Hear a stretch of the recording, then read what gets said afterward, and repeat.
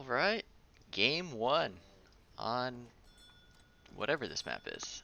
On Manchuria, we have Japan versus India. So Perez is playing the Indian civilization, and Lukas is playing Japan. Fitchbro, do you have any thoughts about these two civs? Well, on this map there are several of those the yaks or cows to pick up, don't they? And both these civs do have two explorers, so the yak race is on. Yeah, and Japan also they get two starting rickshaws, so they get a typically they'll Oh drop down boy. their one so that they can start gathering, and then the other one kind of wanders around looking for goodies to pick up. There is a Yeah. trick that you can do as Japan that I've recently heard. If you're gonna go to Shugo's Shrine, what you should do is your first shrine should actually be in base, so Yep. that this animal herd doesn't move too far away, and then you can drop the Teshuga Shrine right next to it, and then you can actually get herdables on or huntables on that big shrine. So, for all you Japan lamers out there, I actually heard that because I was doing my playthrough every civ this last week and did have a few Japan games myself. So yeah, I've heard that's a common tip. Now, what is you started with there in base? There's a consulate there, so I'm assuming we go into Portuguese. yep. So Portuguese consulate coming through. There it is. Sometimes the Japanese player will try to build it with two villagers, so this comes in earlier. But Luke is happy just to get it in. A little bit of scuffling for the yaks, the ownership of the water buffalo. And then the other benefit for India, what they get from these yaks is they get point 0.1 for each one that they find. So Yeah. a trading post is roughly 1 experience per second. And so if you get 10 of these, it's like having a trading post. And then also if you get the Sacred Grove, it multiplies this income by 3. I always wondered, do you think, okay, so obviously on maps like this, India gets, if they get all the yaks, significantly more experience. Is that, more of a value than being able to quickly get food for, I know Japan can't necessarily just eat them, but I always wonder if this is a little more, these are nice maps for India in general. There's two trains of thought there. So usually civs that can get a livestock pin, and then if they can hit really hard when that timing comes in, like say for instance if France sends 1,000 coin, and then they eat their yaks, and then they just are pumping out from like 2 stables, and you send out like 10 cuirassiers across the map. Yeah, that's a huge timing of which it could win you the game. However, these kind of just trickle through time, and it's kind of there's like a curve to it. These are giving you a benefit early, and then they give you a benefit afterwards, whereas you get like that power spike when you eat those cows. Yeah. So it depends. I know Oh, right is now. they gonna steal that treasure? No, Lucas is Oh, too they fast. got it. I know right now a lot of civs are eating their yaks almost instantly, just because it there's so much tempo that is involved in the early game. So getting up early is just so nice.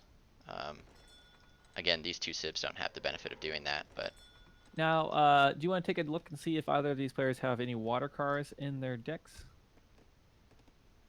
we have the two frigates and then sea jellies, so kind of a more of a water denying from Perez. And then for Lukas, we have just the 3 boats. So this is kind of typical for Japan.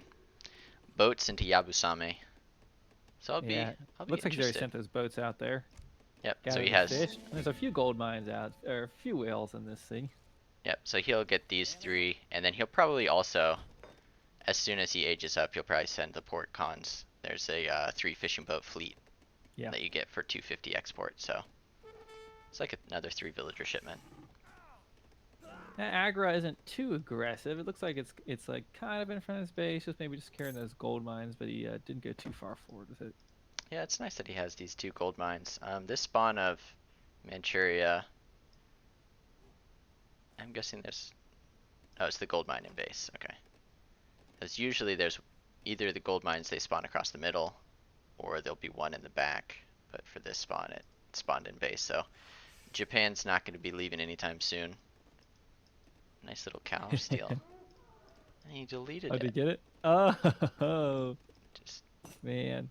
I had a Japan player yesterday send me 7 yaks across the map. It was a good time. hey, see, not all Japan players are They don't playing. need them. They don't need them to win. They are helpful though, because they do increase. They do give a little bit more on their shrines than a huntable. So, and then we'll see how many. We'll see how many of these. What was it? 0? Yeah, so assuming here that Japan's going to be kind of basically turtling back, I'd imagine.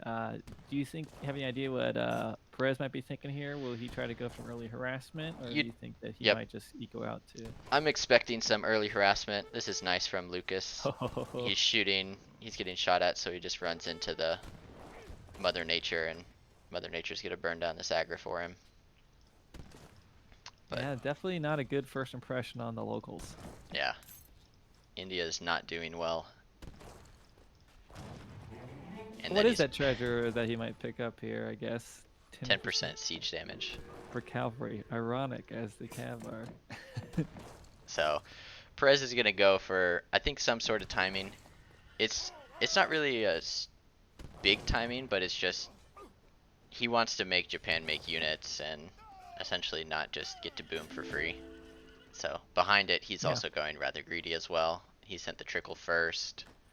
So far he has all of the H1 plus the H2 hunting upgrades. So he's just trying to get as many market techs as he can.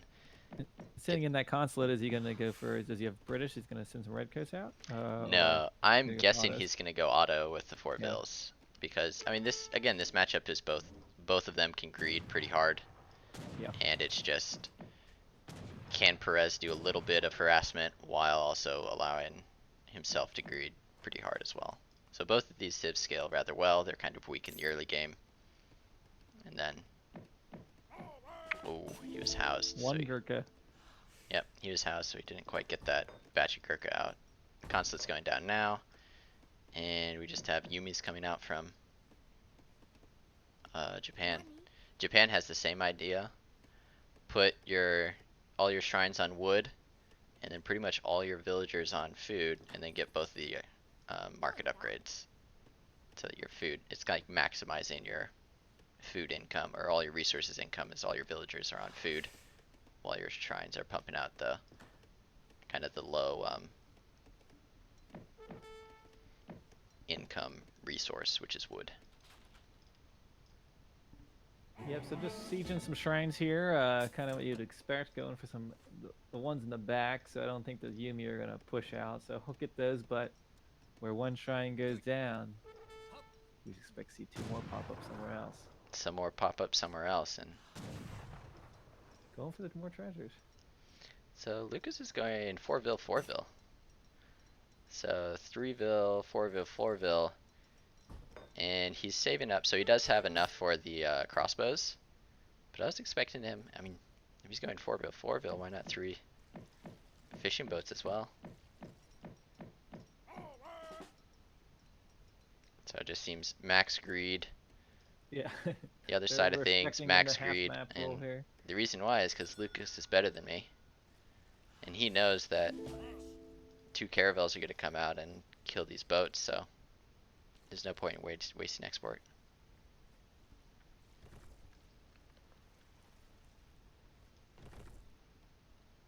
Yeah, those boats are going to go down. It's also a nice spawn for Lukas. They might be able to park right here and shoot these shrines down, or maybe get these ones. But this is kind of the only shrine on the coast.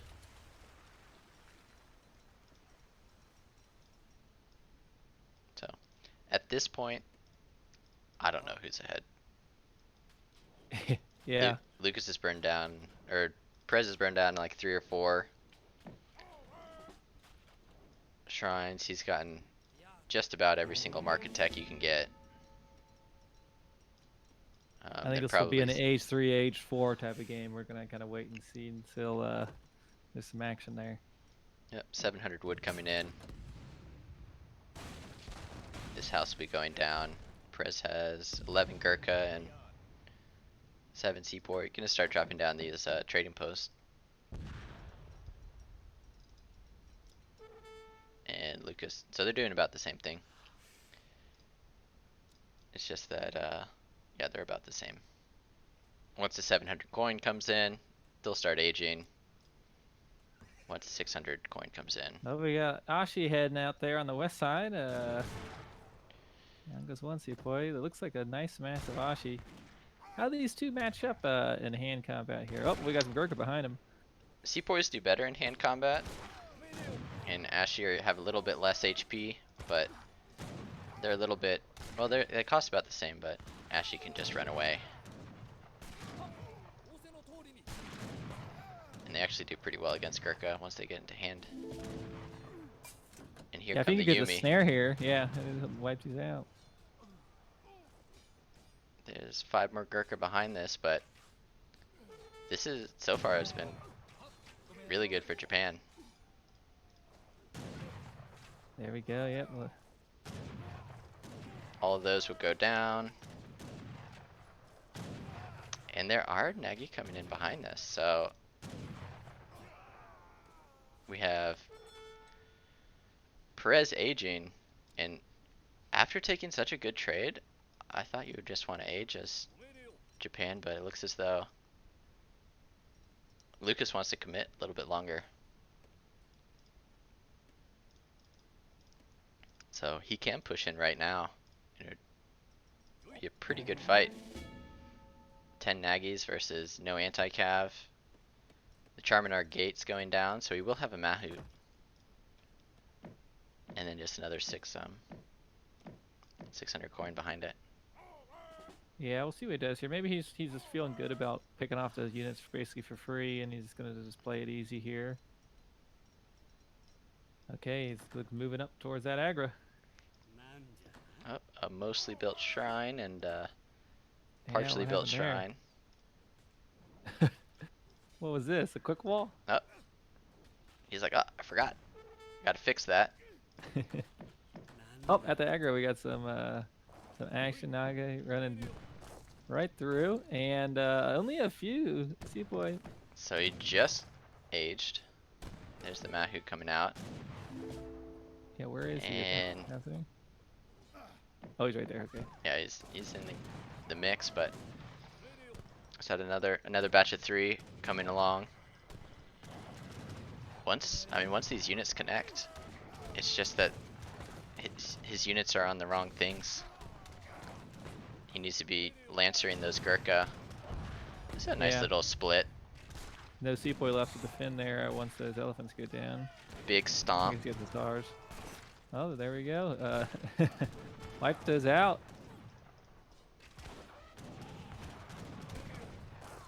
You know, typically those archers are pretty good anti-cav, but taking some heat there from the Mahout. Another big stomp. And I mean, he just needs to kill this monk. Has done so much damage. What shipments does he have coming out behind this? 9 Urumi or 7 Urumi coming out, and this has just been a. I don't know. I mean, I don't know exactly how many villagers were lost for Perez, but Here we go. all these units are gonna go down. He might get that villager, but So Japan's basically had his army cleaned up. Maybe it looks like he harassed a few India's villagers, but what can he do behind this? Now India is teched up and seems to have the military advantage. yep. So India holds. India's kind of happy here. Another 5. These do not want to. They do well here, but they do well at tanking. They need some DPS behind. Melee. So he got. I mean, he's doing all right on cleaning these up, but still, it's. Oh, and now this is definitely not where they want to be. You don't want to be close to your roomie as a musketeer. Now I'm interested that Lukas decided to push out across the base. I see so many Japan players just chill back for a long time with their Yumi mass. Okay, there's the Golden Pavilion going down now. And a second barracks coming out. Yeah, I think Lucas did have a window where he could age. And then that fight just didn't go his way. The monks and the I saw Hazza pointed out in chat he did have 5 Nagi down in Perez's base raiding while that big fight was going on. he Perhaps this could did. have made a I don't know. difference in that big force. Yeah, they were raiding and being annoying. I don't know which is better there to crush that fight. I mean, if he would have crushed that fight, I think it would have been better. But I think what he had up there was pretty good. It's Yeah. just they all pathed around and they weren't really doing much damage. The second town center going up on the water here. I guess securing that hunt. So Seapoy's going around. Lucas still has 140 shrine pot. So 2 more going up, 1 going down. This one won't make it up. And Starting to then get a lot of Gurkhas. yeah, Lucas has, or Perez has 13 Gurkhas, 15 Seapoys. Nice little raid here Lucas from has been Lucas. on the raids this game. He has just been harassing India this entire time. Well, I mean, 36 villagers to 45. So, and then what else do we have? We have the 2 trickles. So Yeah. that's what, 4 vills plus 3. It's like at Lucas's base, we got India moving in. So Perez's bait. I can't get the colors. Yeah, Lucas. So it's I got Lucas, it yep. right. So we got Yumi coming in, 9 more Yumis. Doing their best to poke down, but Oh Perez boy, is man, those focusing. are far away from the town center. Yeah, the other 2 didn't quite go out yet, so.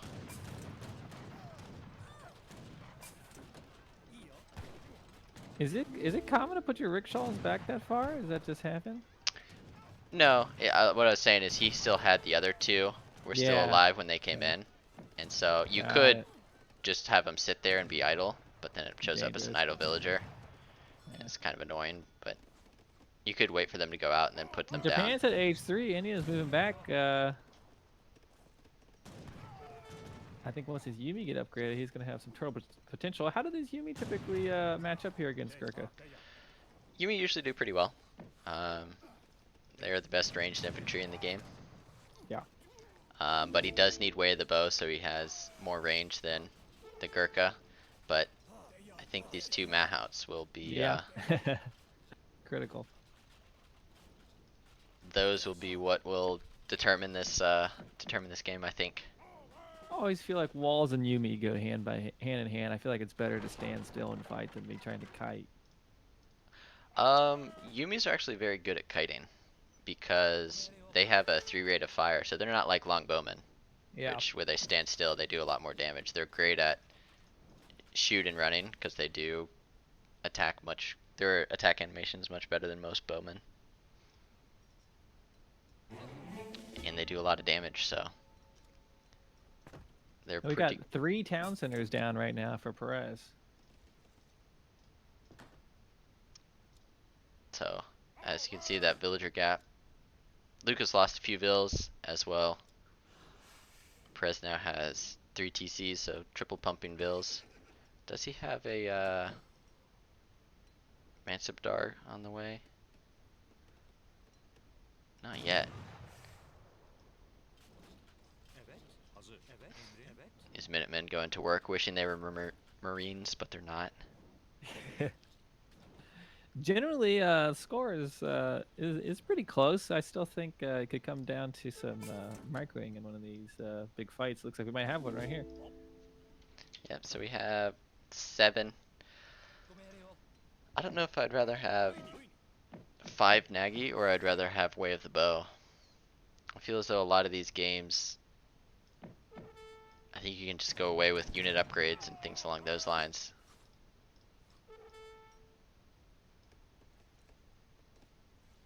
I would have to think Lucas is thinking, I've got 3 town centers. Just by time his eco should help, or is that not going to be true here against Japan? No, I think of the civs that can do it, India's a good civ to sit back and outboom and scale. If some houses go down, we could get a big Mahout pop, but I don't see any houses going down. Oh, that's gotta hurt. It takes so long to train. So there's just one. These Yumi's in a perfect position. They're gonna clean up a lot of those units over there. Looks like some Yabusami there in the back to get on those Malhats. Yep, just a handful of Yabusame poking down these elephants. Nice little pullback. He's doing a good job blocking those elephants from getting up on the archers. Yeah, and the Yumi is just happy as can be, DPSing from the back. Mm-hmm. This British allies hasn't come in just yet, so it's just now coming in, so now that buff is coming through. But there was 3 elephants, and now there's 1. And floating a lot of food. Man, he must have been trying to get a big pop out and just got housed. Yep, so 2 Madhouse being trained now. Bill's coming through. And just, it looks really good for Perez, because he's going to start getting out this massive Yabusame. And Yumi Yabusame. I don't know of anybody who loves that combo more than I do. Yeah, it's starting to look okay. He is training his mouse, but it's going to take a while to come in here. They will come in from behind, so Yeah, maybe he can kind of bait him down to the south. yeah. So if he can do like a Minuteman pop and then the 4 Mahouts and somehow kill some of these Good luck. Yabusame, it could be pretty deadly. We have Way of the Bow coming in as well. Maybe another big batch. No, not quite. Now those have pretty significant range resist, don't they? Those Yabusami? They do. They have 0.5 range resist. So they do very well versus skirmisher type units. But that is a lot of elephants. Yeah, if we can get one Malhan on those. Oh, that was nice. There we go. Oh, He deleted. I think he deleted the barracks. You know, I've definitely been there before with cab pathing to be like, I want to just delete these buildings for a fight. He did a good job. I'm surprised Japan didn't run the Yabusame back, because yeah, in melee I guess is actually your best option against them sometimes. Mm-hmm. So he's still doing a decent job of kiting, but I think this is a pretty good clean from India. That's a pretty decisive battle right there. I like the tactical building delete. That's some big brain right there. Yeah, I mean it was almost going down, so you might as well delete it so that your elephants get on to the Yumi, and then still just making Mahouts. Yeah, now how he's got to get the momentum to somehow stop these Malhats running around, and there's still a decent mouse of Gurkha, so it's going to be repop-wise pretty hard for Japan. Yeah, Japan will have to get like Bushido tactics and then start pumping out 10 or 20 Yumi at a time. Looks like he's switching over to the Naginata. This is old AOE. Naginata are no good here. I mean, he does have 15 of them. These clubs will do work, and there's a few redcoats in there and Sepoy. There's a couple of redcoats in there, but I don't know. That's a lot of Nagi.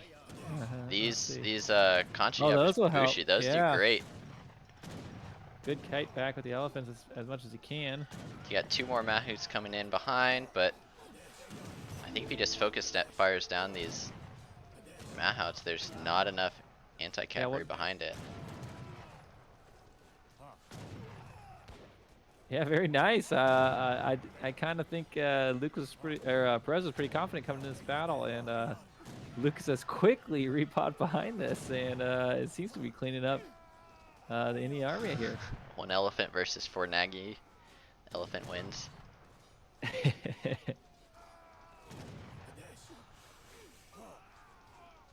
So we're back at pretty much even. Yeah, It's a big cleanup for Japan, both but traded. I think India's getting close to being ahead in eco. It's always tough to tell, as they both have wonders which don't get counted, and shrines are also not counted in the villager count. So I'm not exactly sure who's ahead in eco, but I mean it's probably pretty close. But Japan still has a decent sized army. Intervention coming out, so he's gonna get like 10 of those clubs. And I think there just has to be another miracle pop of Mahouts to.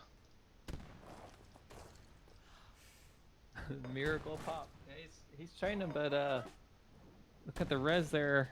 He's getting a little low. He did train a lot of elephants that did go down. So a lot of fairly bills, easily. a lot of bills on wood trying to get these a nice little raid up here. So, oh, burning down the stable. So that'll need to be rebuilt if he wants to rebuild Mahouts. I don't see one on the map. The siege of the Agra has started here. And here come the pikemen. A lot of clubs. Or Yeah. the clubs. That's a club, right? Yeah. And 9 Zams coming in behind this, and these vills just going down. I'm not sure how many he's killed, but at least 3 or 4. Lukas has been raiding this whole game. I mean, I'd be interested to look at this Vill graph afterwards. Yeah, this is looking. It was looking good for Perez, but now it's looking. I mean, he just lost 2 military production facilities. He's gonna lose a 3rd one, which will put him at 1. So he just rebuilt a stable back here, but he's gonna need to rebuild a barracks if he wants to produce, because. Zambrak will get eaten alive by those Yumi. Yeah, H2 Zams are not gonna be doing too much. Japan's score is just pulling ahead, and that army is just getting a larger mass, while Perez doesn't have a whole lot of military production. Yep. Just Yumi's being streamed across the field. Is he building any in-base barracks back there? Or? Cav HP coming in. It's almost as if they're about to. Well, Perez can't really take this fight, but he almost has to. No barracks. Yeah, I feel like the snowball of Japan's army here. Yep. No barracks, just too much. 5 Mahouts and pray. R5, I don't think 5 Mount. There we go. Just call us a GG before. I was still looking. There was no racks that went down, so yeah, it was just a big swing here, and then a lot big of back swing and forth that whole game. Maybe this will be a close series. At the end there, Lukas, kind of was rolling, but they had a few trades in that game. So we'll see the first fight. So this is that fight underneath the Agra. Those are the 3 boats that went down, but then those 4, what were they? The 4 Nagi that went in got what? 4 vills, 6 vills. So they did a little bit of damage. They got 6 vills, but at the cost of kind of poorly trading there. And then Lukas goes in, gets a great trade, but then the Mahouts come out and get an even better trade.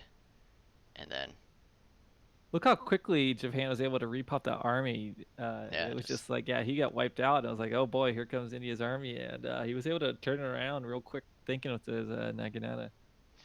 Yeah, so I mean, Japan's just pumping out 1 vill at a time.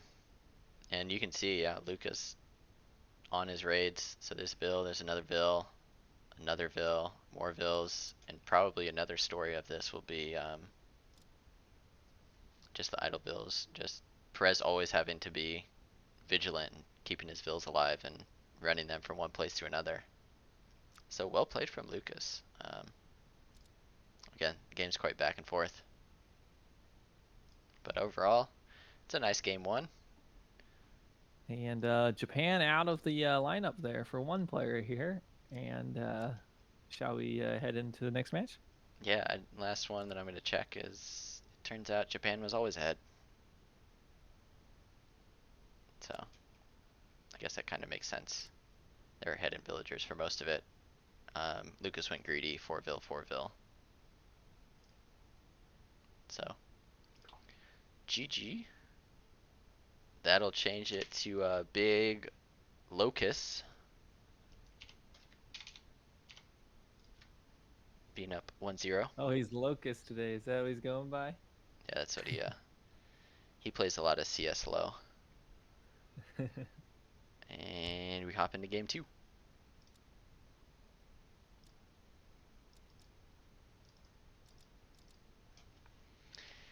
Game number 2.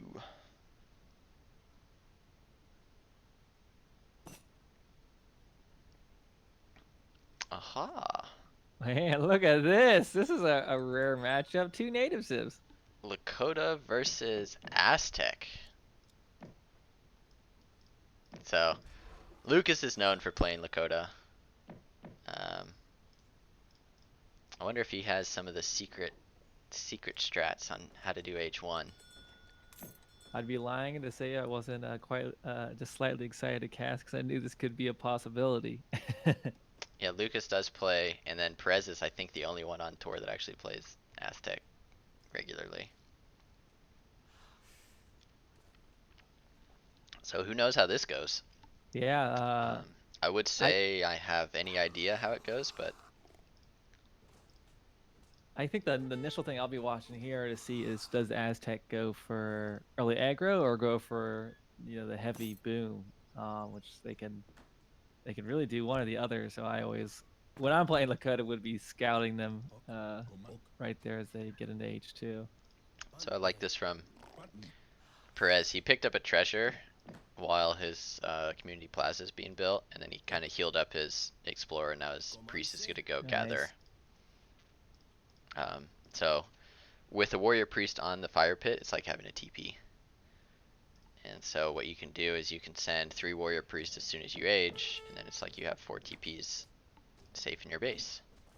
So he used that for that initial treasure pickup. That's very interesting. I don't think I usually just sit there and wait till I get my community plaza built, but and then that little bit of healing is just helps for the treasure gathering, I guess. Yeah, just a little bit, just to make sure you want your explorer to be tanking, because your DPS is your other little army. And meanwhile, see, Press has a nice Pokemon army. Or Lucas has said Prez has a nice Pokemon army. I know that some people would chop that extra 60 wood and throw down a TP as well. Maybe it's not a great idea here against Yeah, I don't like to do it against a super, as it could be very aggressive. But he's so close to it, so maybe he's just banking on finding another wood treasure, or if there's a war chief, maybe he's looking for one. Yeah, so far he's found 80 XP and 80 coin. So you go pick up that XP, I think. Can we take a quick look at their decks, what they got there? We have pretty standard. We do have adoption and the Lakota support. I don't see this one too often. Yeah, it's, well, I use it. Yeah, I think I use that one probably more than it's kind of makes your extra super beefy.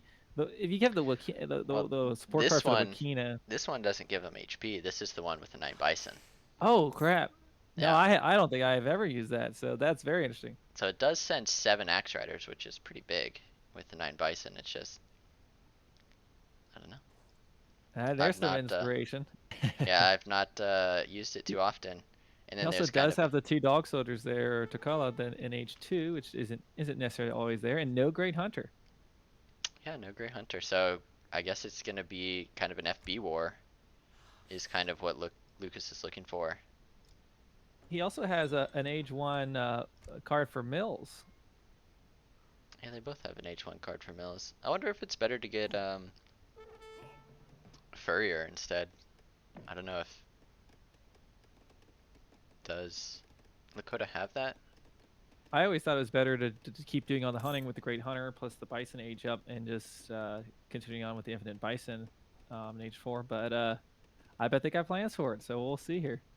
Yeah, and these are all amazing cards now. Yeah. They just buff all their units and make them useful. It's always So, a good thing.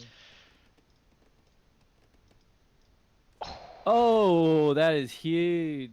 Oh man. so right before the age up, Not only mention the XP he gets from that, but denies it man. as well. And then he's already age 2, so he could even fight these villagers with the Nuka. But the Nuka is just doing serious damage, so that's 50, so 200 a throw from the two of them. That is probably one of the most frustrating things when you're so close to having the trade post being built. Even getting this up, I mean, these guys are going to continue to siege this. And And this villager might go down. Oh, okay, never mind. now, what's he have down into the south? That's a gold mine, right? I couldn't tell if that was a ore. Yep, there's a gold mine, and then there's a war hut going Okay, down in the there's a war middle. hut. 700 wood was already put in, and it looks as though he's just going Puma. Yeah, he's got the pikes and the in-base war hut, I assume, there from Lukas. But Yep. losing that trade post, I mean, he really just needs that for the momentum. He's gonna that trade post definitely gonna go down, and not only does that boost the experience for Perez to get that next shipment out, it slows down anything that Lukas has coming in to defend. And they aren't like Minutemen like many of the other civs. There's not a whole lot going on here. He does have a defensive TP he could try to use, but you're really left exposed here and turtling like this. Yep, so he does have Stetons coming out and some war clubs, but I mean, this is going down. And then Perez doesn't have the tech just yet, but he'll still get, what is it, 80? I think 80 experience for this if he doesn't kill it with his Explorer. Oh no, it's 160. It's typically 80, and then you multiply it by 2. We have 4 Seton coming out, but we need Nothing's gonna kill this coyote. he has I don't war even clubs on the way. clubs. Yeah, I guess those will get it. You have those pop right there. This could be really good if he can get the snare. The war clubs do really well. Yeah, They have melee okay, resist. and they did get the snare. It looks like 1, 2, 3 coyote gonna go down. Okay, that was a really nice pop for him. This is definitely the momentum he needed. And then he's gonna go Axe Riders behind this. I don't even know if that TP got a single pass or not. Well, for what it's worth, even though this is losing a TP for him, it did occupy the Aztec army instead of instantly going and harassing your villagers. So he was able to at least gather some res and get some units out here, because that sometimes can be part of the issue as you're waiting for those shipments to come in. Yep. But so far, Lukas has lost his Explorer twice, and this TP zone, just gifting 360 experience to the Aztec player, and you can see just shipment after shipment. So as soon as he aged, he's already sent 3, and there's a 4th one just about to come in. And it seems as though it's just a mace. Yeah, that's a lot of them. He could send the Takala in next, but I don't think he has the experience. There you go. Oh no, he's not there quite yet. Yep, so he's got to find a way to hold this without... It's just you don't want to commit. This is just a good fight for Aztecs here. He's dropping down a TP to give him a little bit of extra HP, but those mace just tear through those clubs, and I feel like he could have waited for his Takala shipment to come in, could have helped, but he took out some of the Aztec army here, but I don't think it's going to be enough to scare him away, because he's really left with not a whole lot. He's got 2 clubs getting ready to pop out.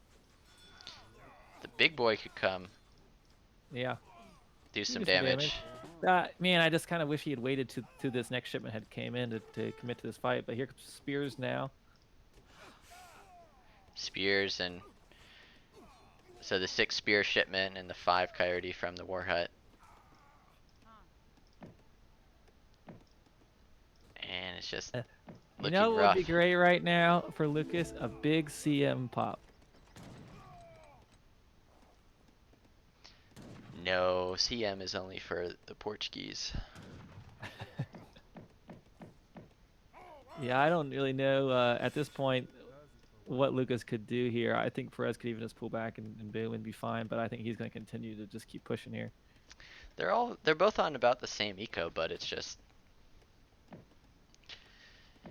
But Lukas will starve here soon. Does he exactly. have the Bison in there in H2 in his deck? He did. He had the 15 Okay, bison, so you well, could send that to give him a yeah. little bit more longevity on those hunts. But Make sure you don't get a virus there.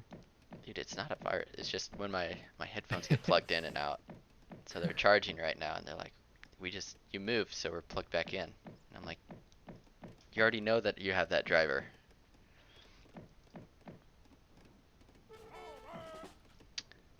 But either way, I think that Perez can just idle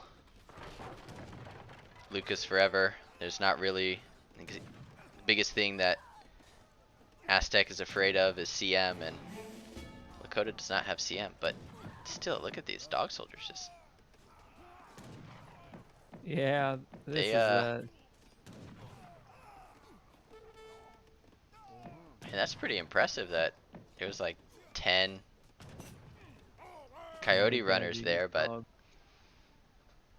Yeah, losing that TP was big, but I'm not even sure if I mean that gave him some extra XP, which let him get his next shipment out earlier. But it's a hard thing turtling back there in that matchup against a very aggressive Aztec. yeah, I mean, I think it'll show us here.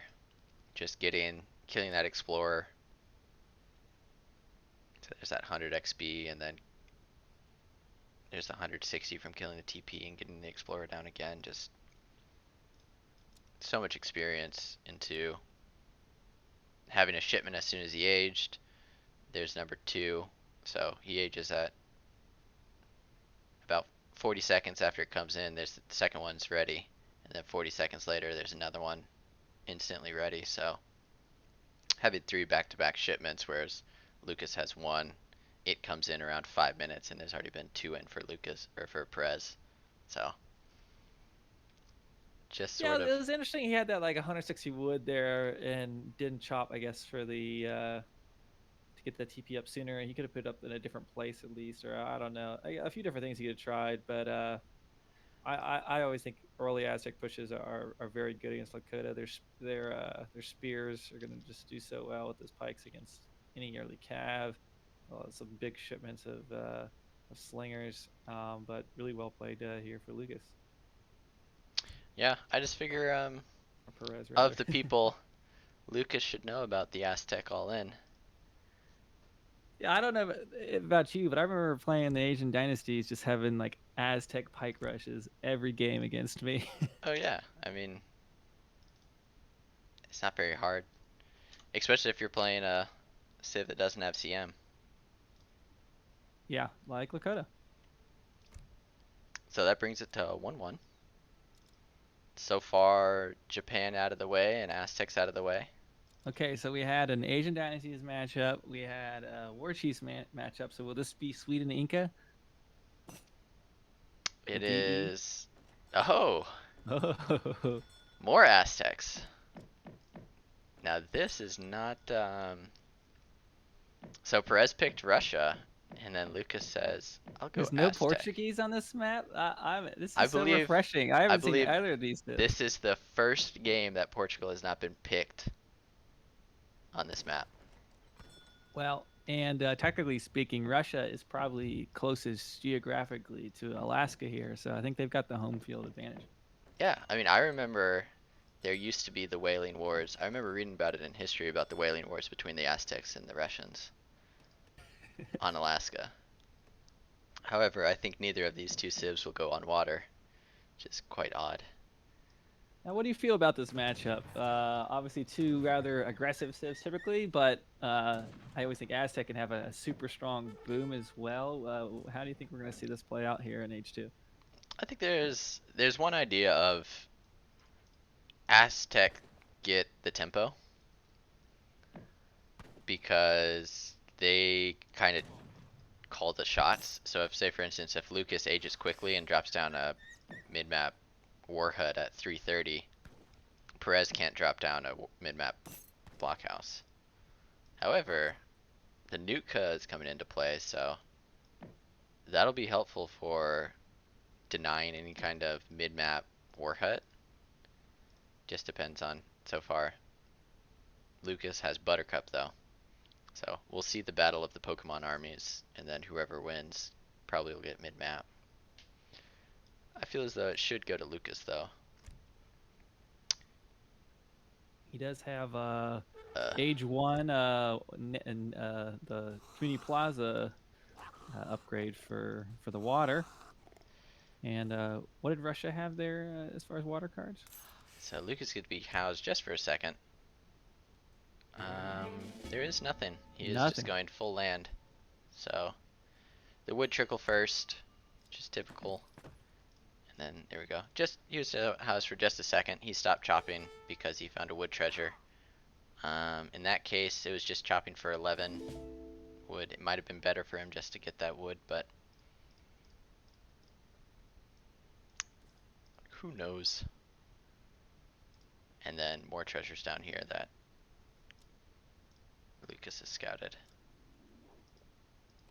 That's actually pretty big. Losing that Eagle Scout and now being chased down by this Nuka. So he's got a big club too. Yeah, he's ready to fight. Buttercup doing a good job of helping save the Aztec Explorer, but what Lukas can do is as soon as he kills Buttercup, he can just snare with the Explorer and get the Nuka away. Mm-hmm. So there we go. He's snaring with the Explorer. He can't even shoot at him yet. And there's nothing really the Aztec Explorer can do except trade a little bit and then walk back home. And those reindeer or whatever those are don't seem to care about all this action around them. Elk. Nope, they're just, yep. This has been going on for hundreds of years on Alaska. The Russians versus the Aztec. So, both aging now. So I'm assuming with Perez not having any water cards in his deck that would try to push an H2 with the forward base. Is that what you think he might do? I don't know. I mean, he does have a villager up here, but I'm pretty sure he's just gonna drop the warhead and base. I think he has to. I think in this matchup you have to drop the warhead and base. He's getting hunting dogs, but I just feel as though there's not really any way. That was somebody aging up at 350. Well, it's certainly Aztec has such strong military shipments. It can be a hard thing to try to do the all-in kind of push that a lot of Russia does. Yeah. So Aztec can usually send a shipment and then send their military shipment right afterwards. So there's the warhead going down, the blockhouse going in base. Perez has one hunt in. He needs to get this moose hunt in as quickly as he can. He does have berries, of which that'll help, but if Lukas is able to push him off of hunts, it's gonna be tough. Is he a hunt to the northwest he can bring in, or is that it there? So there's one up here, and then there's gonna be one down here. But I think Lukas can just train. If he trains like 2 Eagle Scouts, puts one here and puts one here, he's gonna have full vision of what Perez is doing. And he's taking a look at his deck and okay. We have Spice Trade. Spice Trade, here we go. This is a cool card where it helps him also gather from berries, and berries last longer as well. So if we do some quick maths here, what is it, 500, so 1k, 2k, 3k, 4k, about 5k. So you got 5k food plus another, so 10k. So by sending this, he's getting an extra like 1,000 food in base. Coyote, but he's got 2 barracks there. Should probably ward those things off. And he picked up another 100 experience. So this is kind of like 1,000 food shipment over time. Yeah, I don't think I even like really thought about spice trade and the change to the berry gathering, because usually I'm concerned with hunting, but that could be helpful here in this turtle situation. He's got those berries right there in base, and now dropping a stable. We've got 2 barracks. Have we seen, does Lucas have a forward base? Is he in? There we go. Yeah, so he has the mid-map war hut, but he doesn't really understand the situation of what's going on here. Um, he This will be doesn't hard to see push. this hunt is kind of making its way in. And then there's 80 wood over here that Perez is working on.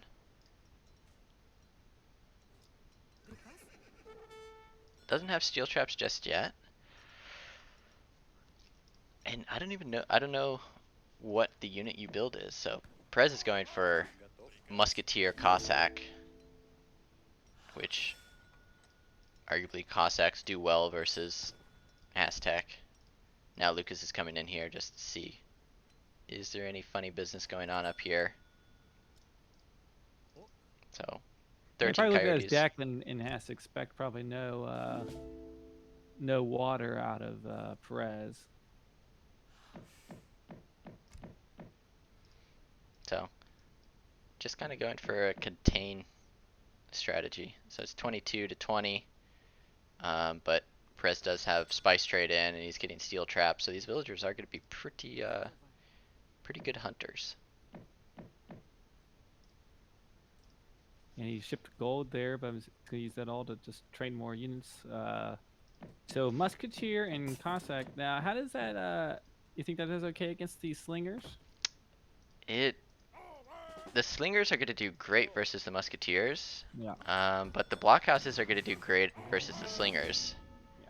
So what you do in this matchup is actually you focus down the slingers with the blockhouses. He does have And pikes there, and that's gonna go down quickly if he doesn't keep them off. so now you can see the blockhouses start shooting at the slingers, because there's nothing really here to counter the slingers. The Cossacks don't get in range, and then the slingers are what's going to do all the damage to the musketeers. And this just seems very good for Perez. Like, yes, Just it's feel like, coyotes versus musketeers, but yeah, and come the Minutemen. Yeah, looking really nice for Aztec with that blockhouse. there But he is still does. 13 Yeah, Strela's Strelets gonna coming pop through. out, and he still does have 2 military production buildings. Yeah, I mean, all in all, I'm saying this is a great trade for Aztecs. Um, Down because that war chief again. that Explorer did a great job. It tanked a lot in that fight. But it just, again, everything got traded evenly, and Russia's still on a timer. And he's got those 2 hunts in front of his base, which he is going to run out of food there if he doesn't secure that to the north. Yeah, he has his berries, but Yeah. So, at some point, unless he starts getting better trades, I think Lukas is just going to slowly eke ahead because he has more of the map. So, coming out here trying to secure this hunt, but it's a very far away hunt. And then he didn't even explore this one. There's one right here, but he hasn't seen it yet. So a lot of villagers on gold there. Do you think he's trying to age? He's got a lot of food saved up. no, I think he's just trying to get out as many units as he can. Musketeers. Yeah. So he does have 700 wood coming in, of which, I mean, he Dropping probably the dropped blockhouse. down another blockhouse because it's like another house. And static defense, gonna try to go do God's work. Like, those are the two. That's C3PO and R2D2 going to find help, because that's what Perez needs right now. Oh, here comes a lot of coyote. So I mean, as soon as these connect, the 2 Cossacks coming back home, but I think they're a little bit too far from home. Lukas doing a nice job focusing down the musketeers. Villagers going down, and I think Lukas just needs to fight with these units. Just stop microing them. Or micro the slingers, but the Coyote runners just need to start DPSing whatever they can find. Yeah, a lot of villagers going down here. You know, even if he doesn't get a full clean, which is still looking real nice for him. A hit to the Russian economy. Yep. So there's a big pop about to happen. So 10 Cossacks about to come out. Yeah, I think he might hold this here. If he can hold and just not lose any more villagers. But Rusket's going down. All those Cossacks going down. I don't know. Now, as far as like some of that was like Lucas's initial shipments. As far as repopping, does Lucas have a second war hut somewhere? Is he working on one? No, he just has one. So there's only one, but I mean, still these Coyotes are just doing so much work. Yeah. He's completely out of food and gold at the moment. And so, I mean,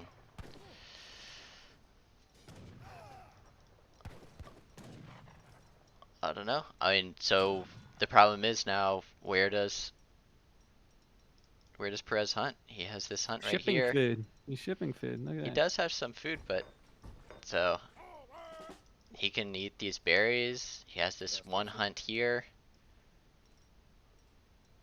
but it's kind of like, Chat saying he needed CM to win. I mean, CM's good against Aztec. CM and walls. We have the walls. I got some walls. But Luka's doing a good job coming Watching up that here. north hunt. Just to check, make sure that's not being farmed.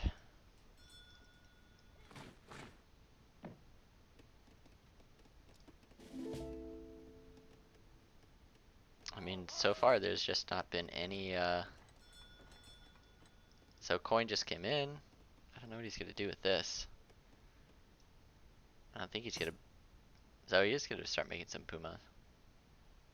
But just military shipment, military shipment, military shipment, military shipment, Yeah. upgrade.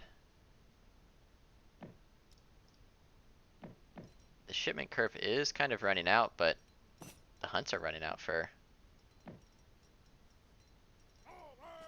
Russia. I want to say you lost probably like 5 or 6 bills there. Yeah, several were really low HP. That's surprised they didn't get picked off. There's one with 2. A few Yeah, over several of here. those. And sometimes that's what, I mean, it's a good thing to do when your town center's getting pushed. Just pop out a handful of bills, have them tank until they're almost dead, and then pop them back in the town center and be like, alright.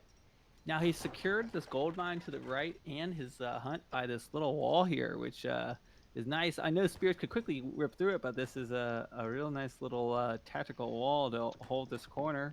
Yep. And he's also got a tactical dead explorer there. Can see every time his army pops out a new batch and walks over that, so he kind of knows what's going on here. But he also sees that Perez is on berries. So he thinks, okay, he's just gathering berries. It doesn't look like has he scouted that hunt in the bottom right. It doesn't look like he even knows it's there. Or that gold mine. Now maybe if he's familiar with the map, knows it's there, but this isn't an as commonly played map. Yeah, this is not in the map pool. So, I mean, usually what you can do is you can kind of look at your side of the map and kind of figure out, okay, this is where my hunt is, so he has one there as well. But that's not always the case. Yeah, I feel like he maybe doesn't know it's there because he's been running that top hunt a ton. I would expect he would have been running over here a bunch. So he's figured something's up. Yep. He's like, if there's a wall here, there's got to be something behind it. So he doesn't want to push into the 2 blockhouses up there. Yeah, he's built these pillarless walls without their supports at the edge. These walls are easily going to fall over. What's nice though about pillarless walls is that say for instance, if you were to start sieging this wall and they're all pillared, you could siege down this entire thing in one swing. Yeah.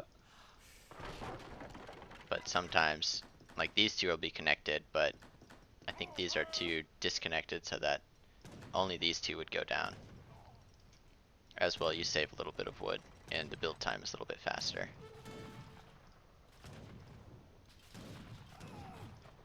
This is a nice little melee army. The pikes do well versus the cav, and then the coyote runners kind of do He's well just versus bleeding everything units else. here to get down a wall, and I don't feel like are they going to push in here? I'm not sure. I'd be a little bit hesitant to push into that Russia base itself. I don't think he should, but he's just burning down walls.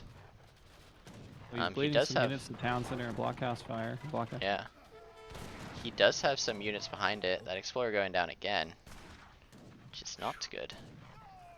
But we do have another batch of 9 coyotes coming in behind, or I guess it was 7. Oh, almost had Oh. those spears connect. Very nice micro from Perez, just picking off those pumas. Yep. But now there's gonna be, I don't know.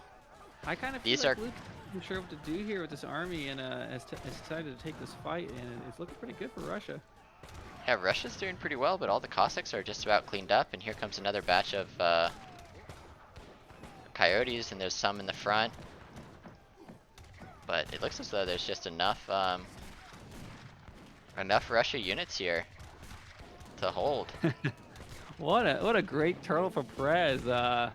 You know, he took quite a hit there early on, and I think Aztec took an unfavorable trade overall. I think in this battle, I feel like he saw those walls, knew Russia was in it for the long haul, and started to get nervous.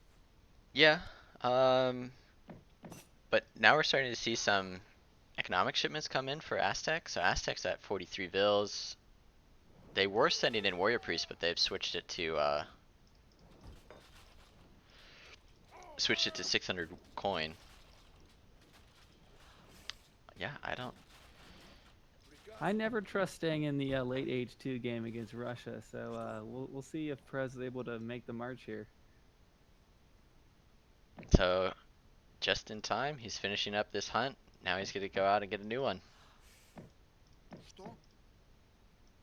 And now Perez is trying to throw up a warhead as quickly as he can, but No pikes there. He's just got the coyote. there's a handful of coyotes coming over.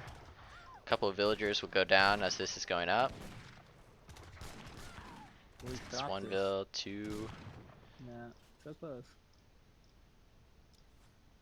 There's villagers up north for Lukas. Have this a handful, just trying to find hunter berries. And he still has this hunt down here. He still has the war hut. It's looking pretty good for Perez now. It's just Perez's units are just a little bit better. They're carded, whereas Lucas's are not. And just, I think slowly and slowly, Russia's just eking out a win here. Yeah, I can't wait to look at the timeline on the graph of the score here, because Perez was down by quite a bit, and after that big fight, just everything instantly seemed to change. And here's maybe another big fight. He's got to take this fight here. He's got his villagers. Nice little pull in. And there's just, I mean, it just seems as though there's too many Cossacks. GG's called. Wow. GG. So this was, eco's about the same.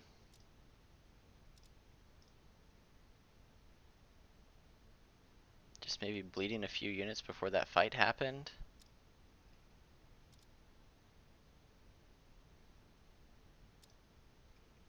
Spice trade is king. Yeah, he only lost a couple villagers here. He was idled for a while, but it's just a tough,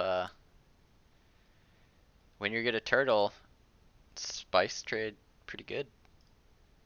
Yeah, I think he had a lot of villagers hang on by a little bit of low HP, and I think that kind of helped him here on this turtle turn around, and that wall was really clever getting that up, bought him the time. Aztec was wasting time sieging that down while bleeding a few units before that battle, which just helped him win that even more decisively and turn it around. Yep, there's 7 and is essentially one elk left, and then these.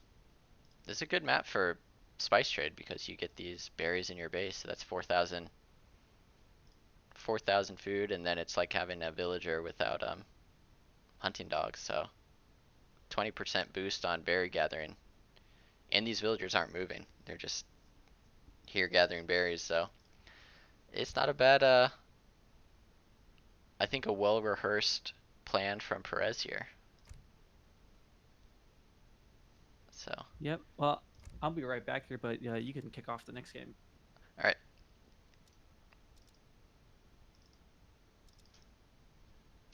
Before we hop in, we gotta change the scores. So 2-1 Perez.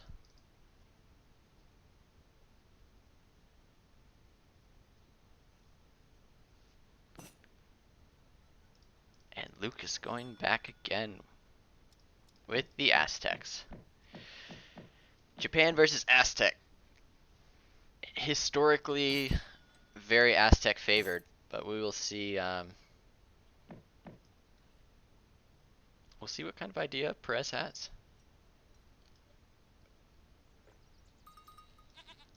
Everybody running to the middle. Oh, picking up as many of these goats as possible. There's 2 sets of goats that spawn in the middle. We do have the ceremonial plaza coming down.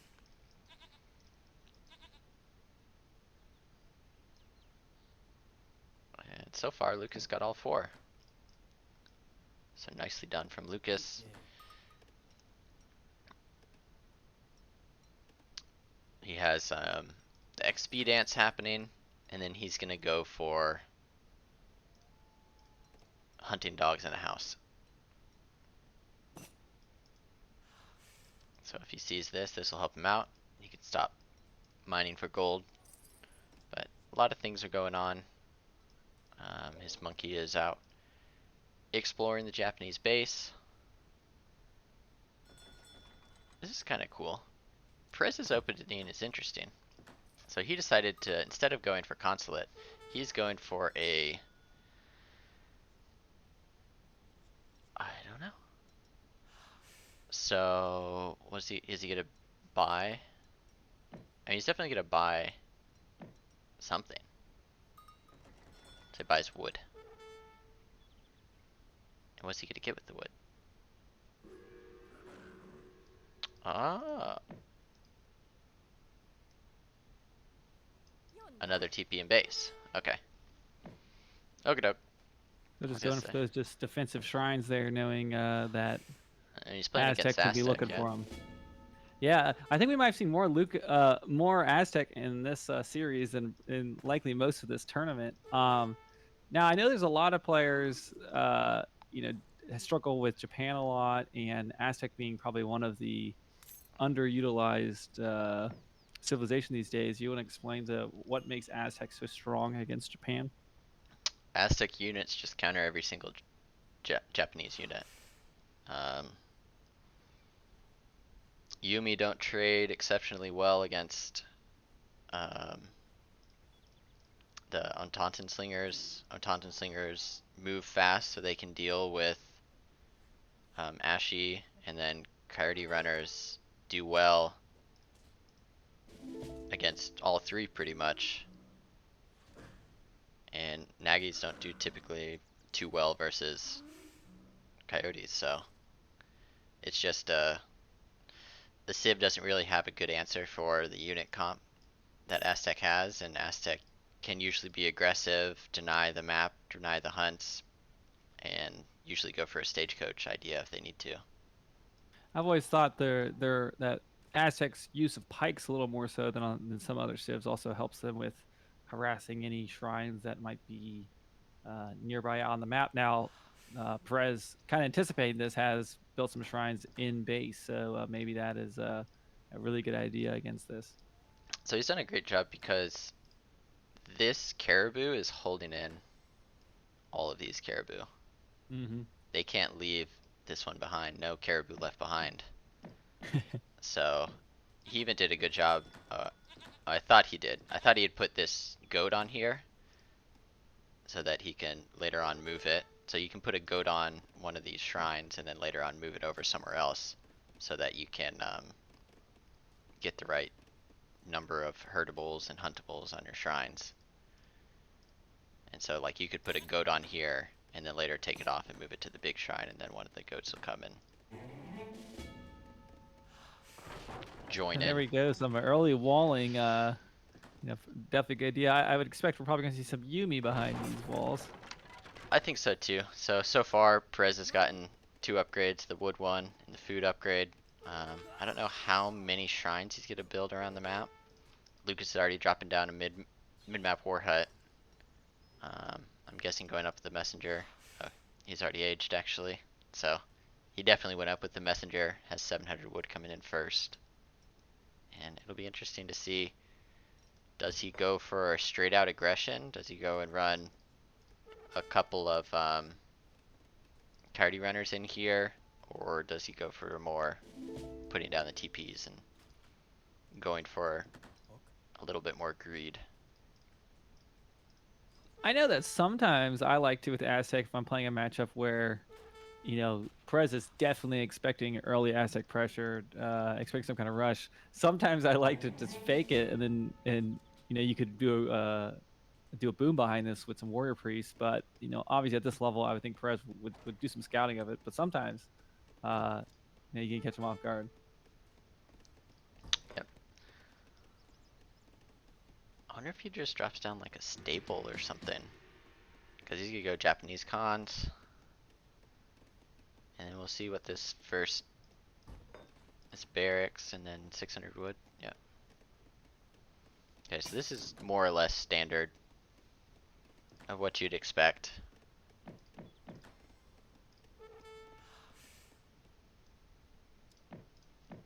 And then it's pike, Otaunton slingers, and Now, coyote has runners. Lukas scouted any shrines? I mean, it really hasn't been. I mean, he's looking for them. He's running around the Well, map. he's not going to find much. Those things are all in his base. And I think he just put up 2 on the left side. Not yet. Not yet. There's one going down in base.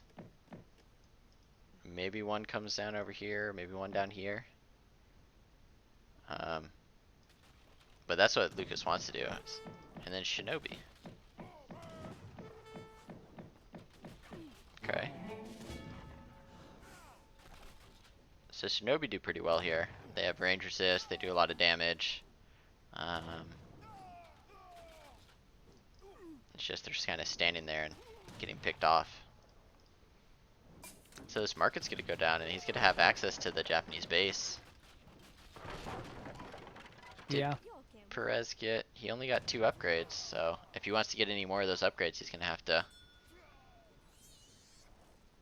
But losing most of his slingers there. Yeah, I don't think it's going to be hard for Aztec to really lay on the siege here in H2 to push in there if he starts getting a nice mass of Yumi in those tight quarters. Yeah, Perez just doesn't seem to care. Just ship 4 villagers. Says okay. Yeah, he's feeling confident. He just rebuilt the wall. Just drops the wall down. There's not really any slingers left, so he can walk forward and snipe down anything. Here's another batch of slingers coming through. I wonder if these coyote runners can just run through that little gap. Rebuilding the market behind it.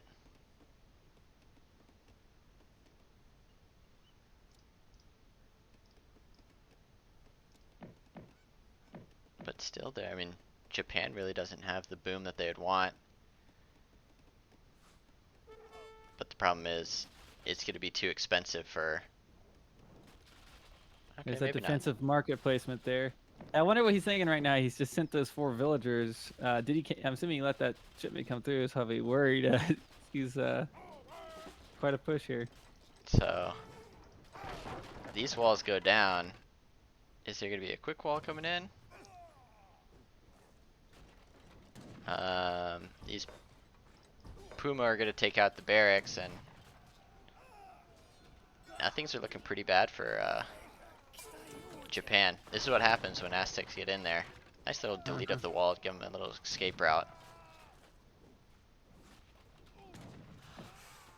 Yeah, Perez doing a good job of sniping their irregulars, burning down the barracks, Villagers getting their bows out too.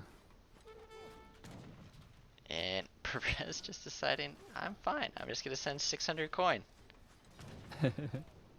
Use his villagers to tank and block. Such a Japan move while under siege. There goes the racks though, and I don't know. I That's want an to say important those. one. I feel as though those 4 villagers haven't really paid off. Here comes another big batch of 8 coyote runners. Yeah, I'm not sure if this gold is going to convince the Aztec to leave. Well, you just canceled the gold, and he's like, oh, actually, maybe I do need to ship units. Because he can't build any right now. Another 2 villagers going down. More Yumi, another villager going down.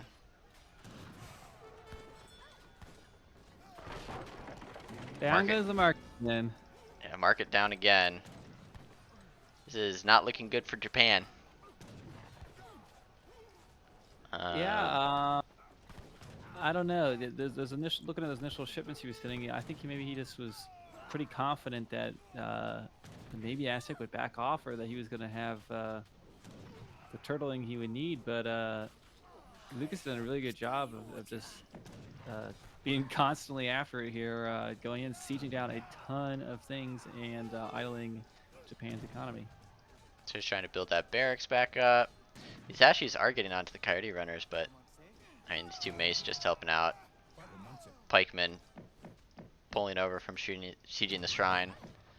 And surprisingly, he still has 20. 2 more villagers just announced. So 22 villas still in the game. If he can get this explorer again, it's just terrible for the Japan player to see another 135.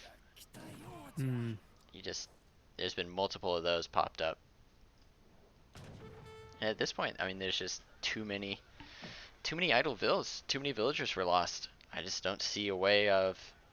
Well, and with a lower shrine count than sometimes you might see Yep. at the early game, sometimes you can get away with being idle that long with Japan, if your shrines are doing work behind the scenes. Now he's putting down some infrastructure here, rebuilding that wall. I'm assuming that's a barracks in the back. What's on the left there? A market. Market number 3 going Third down. market. Not a lot of commerce going on here. I wonder if this will be a stable or it'll be a barracks. It's a stable. So we have a stable going down, 600 coin, start building Naggies. Ashy Naggy for the win. But Lukas is on 34 vills versus 24. Ah, Samurai Naggy. There you go. That'll help. Samurai do great versus coyote runners. Of which he has a couple of coyote runners. But he also has a couple of Untitled slingers. He's still got those 2 shrines in the southwest of the map that have not been spotted. They've been doing some work. Yeah, it's just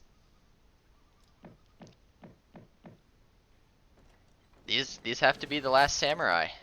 Yeah. They have to kill all of the Aztec. Samurai pop's not as fun to say as dot pop here, but we've got some heavy melee units out here. They're pretty strong. They do 29 damage compared to a 20 damage from a. I feel like he could loop around and maybe come. I feel like he goes head on there. They're just gonna back up. We'll see. Well, if he can get through this slinger mass, I mean, these units will win. Yeah, he's was targeting that down at the town center, I think. And there's just double batches of. There he goes, going around for the sneak attack. TLS and the boys. And these guys, they're either running or they're walking really slowly. There's no in between for these guys. All right.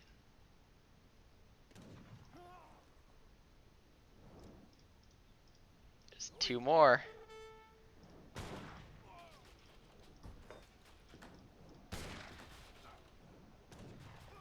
So they got 1 swing off. That's a lot of samurai there. All right, let's see it. Instead, Perez is gonna go try to Oh! siege down. Oh, he's gonna run into Oh, not what no. he's wanting to run into. But if Lukas doesn't see it, maybe he's focused in the town center. But yeah, oh boy. Yeah, that's not what he I wanted thought to run maybe if into. they were queued to go directly to the vase, they might walk right into him. But dang. So the Ashy going down. Maybe he gets 1 war hut. Nope. He calls it before. He calls it before. So Aztec prevailing once again. So far, Aztecs are 2-1 Yeah, in this series. it's good to see a lot of Aztec being used. I haven't seen a whole lot. I think I saw 1 the other day, but fun to seeing. A lot of people claim that Aztec doesn't have what's take to be competitive at this high tournament level, but we're Aztec's a seeing 'em. bad civ. Yeah. That's why they got nerfed, guys. OP.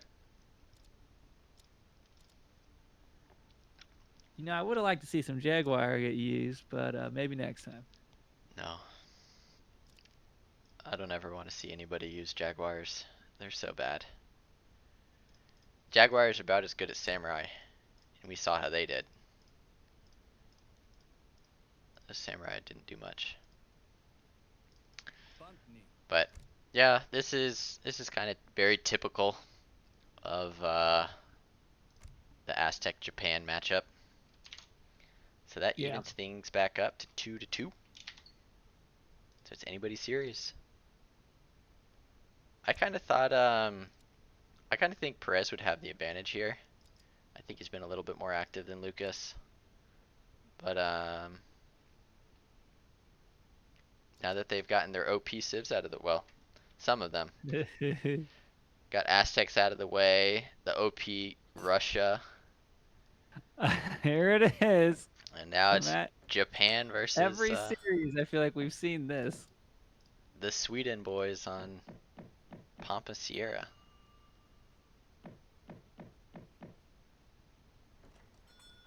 Well, gonna start off there. I guess Japan can There we can go. gather more of those llamas there in the top left with 2 Vils, or 2 explorers rather, monks. Yeah, I'm more concerned of Prez's macro here. What is he gonna do with it? Yeah. So is he gonna go market again? Has anyone won Japan versus Sweden in any of the recent series? I think so. Japan Who does was well. It just depends on what Sweden does. Who got the counter pick here? Was that? Perez did. Yeah. Well,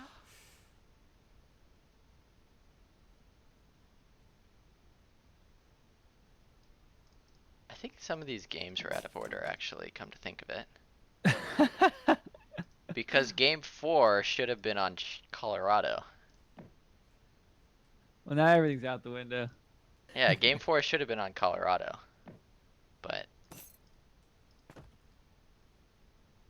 Who knows? well. Anyways.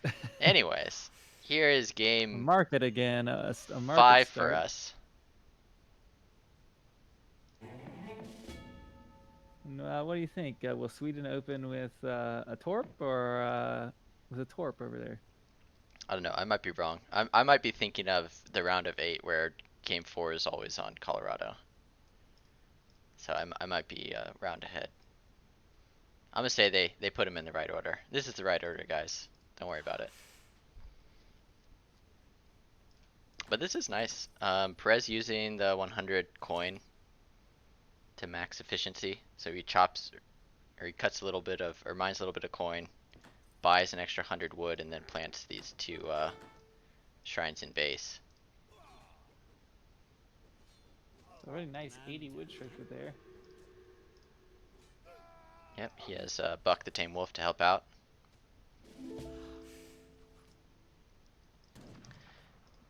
Meanwhile, Lukas is going for 2 llamas, which is actually quite a nice treasure.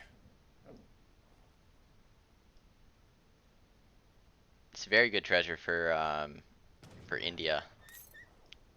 I feel like we've seen this exact same matchup on this exact same map. I'm like having deja vu. I know there's a lot of Sweden on this map, and then I think there's also a lot of Dutch on this map, Yeah. and then Japan as well doesn't have to worry about TP nonsense, so they enjoy this map as well. So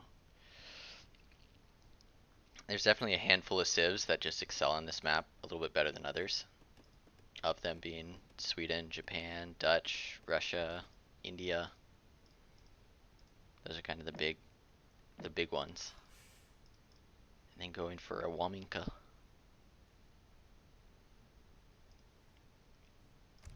Yep, so we're gonna have shrines and torps all over the map, and we'll see whose house will reign superior.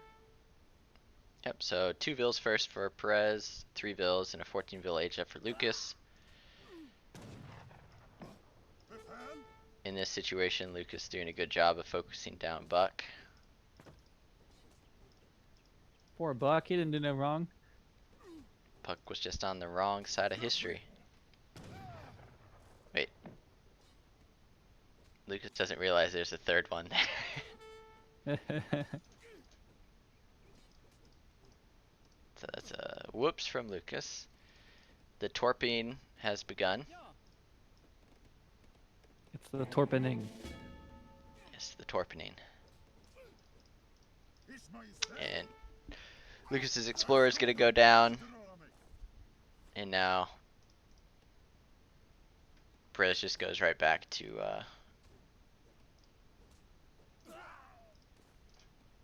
picking up that treasure. Oh, no, does anyone have the shrine emote on Twitch? I don't think I've seen a shrine emote. I don't think so. I don't think too many people are proud Japan players.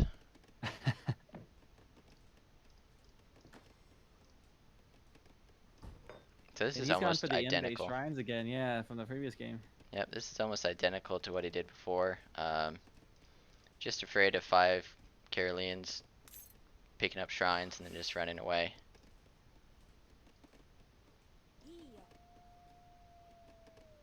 He doesn't have the, it would have been nice if he could have picked up the wood cutting upgrade. Every little bit helps, it's only 40 food. And then barracks drop down instantly. We already have a barracks coming in from Lukas, 700 wood first, so he's gonna try to drop down as many shrines or as many torps as possible. This is nice from Perez, just throw over that Waminka to go stand by gold mines and figure out who's torping where. It definitely stinks losing that explorer so early on, not being able to, perhaps look for some shrines around the map. But not a lot to be found anyways. He put them in base. Yep, he has not done too well scouting.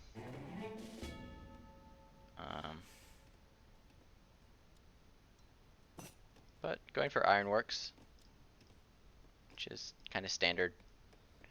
And Perez going 600 wood into 4 vills, so again, pretty standard.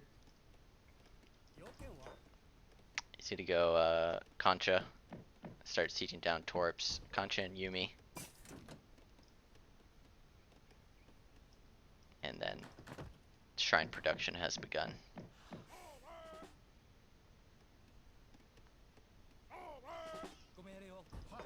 Now, most of those torps there looks were built pretty close too, at least at the top. He had this basic this close gold mines to start with. Yeah, so far it's just been these 8. He's just now venturing out here, but this will be seen. Yeah, look at that. Now, maybe hoping that shrine will bring in some additional gold there off that mine. Yeah, I heard putting houses next to mines usually generates you resources, but you have to pick a lucky civ. So Caroline's coming in. They're gonna start sieging down this shrine, but they're gonna be quickly met with Yumi and Concha.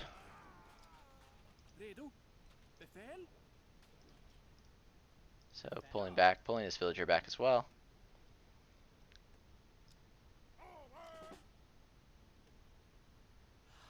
Now, Japan needs to be careful. Those torps have guns that can poke out of there and take a shot. I've seen them take down large herds. Yeah, unfortunately, torps aren't as good as monitors and can blow up artillery from miles away. They can only shoot hunts. So if we could make monitors have the same ability as torps, I believe they'd be balanced. Where all they can do is they can blow up fish in the sea, and then you can instantly go gather them and have them directly deposited into your bank account. Just a thought. We got some Crolians marching south, maybe looking to find a shrine or a monk, but just staying away from Japan's army.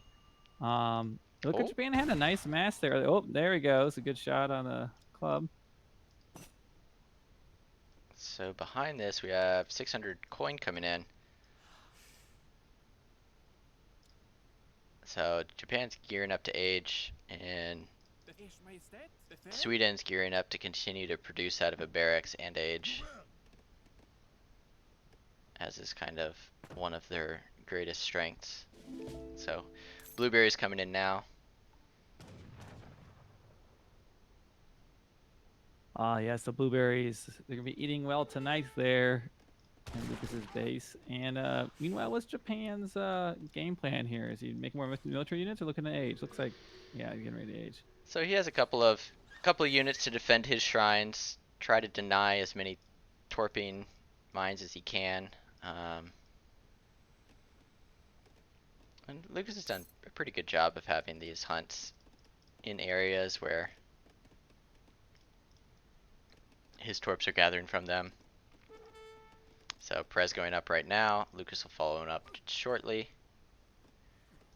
So we're going up to the Golden Pavilion. And so far Japan has all the tier 1s and a couple of the tier 2 food upgrade. Nice little raid here from Lukas. Meanwhile, Perez doing a good job of containing that torp, killing the torp villager. Yeah, he'll siege down that torp as well, getting a little bit of experience here on this TP-less map. Oh, does he pick up the bill? Nice little snipe.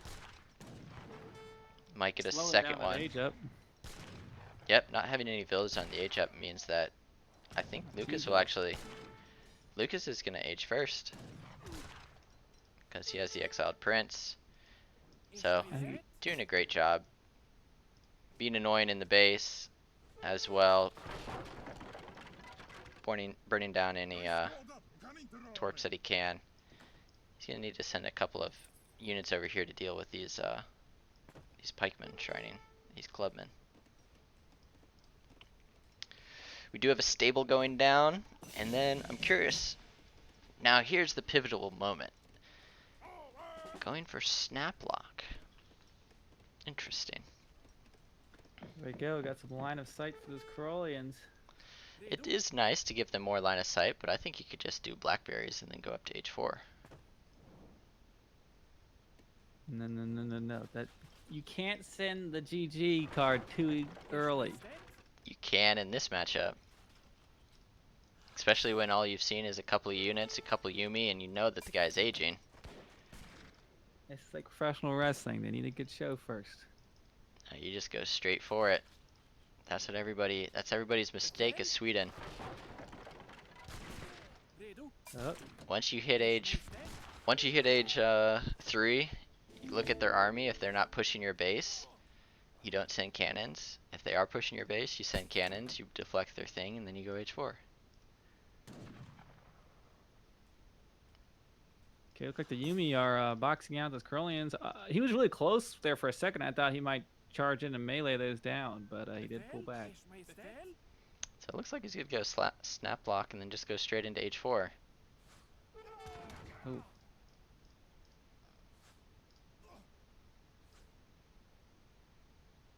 So Yeah, it looks like he's just aging. He seems to be macroing for it, not training in Corollians. And there we go. We got the 4 Yabs, and then the way of the bow. Yep. So maybe he's expecting a Falk shipment to be coming in, but not going to be seeing one right now.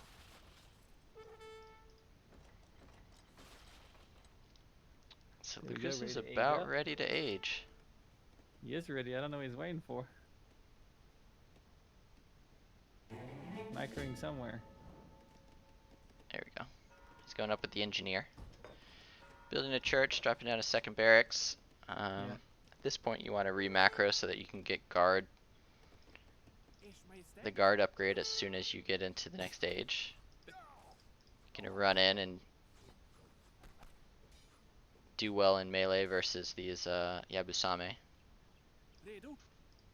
But they'll get away.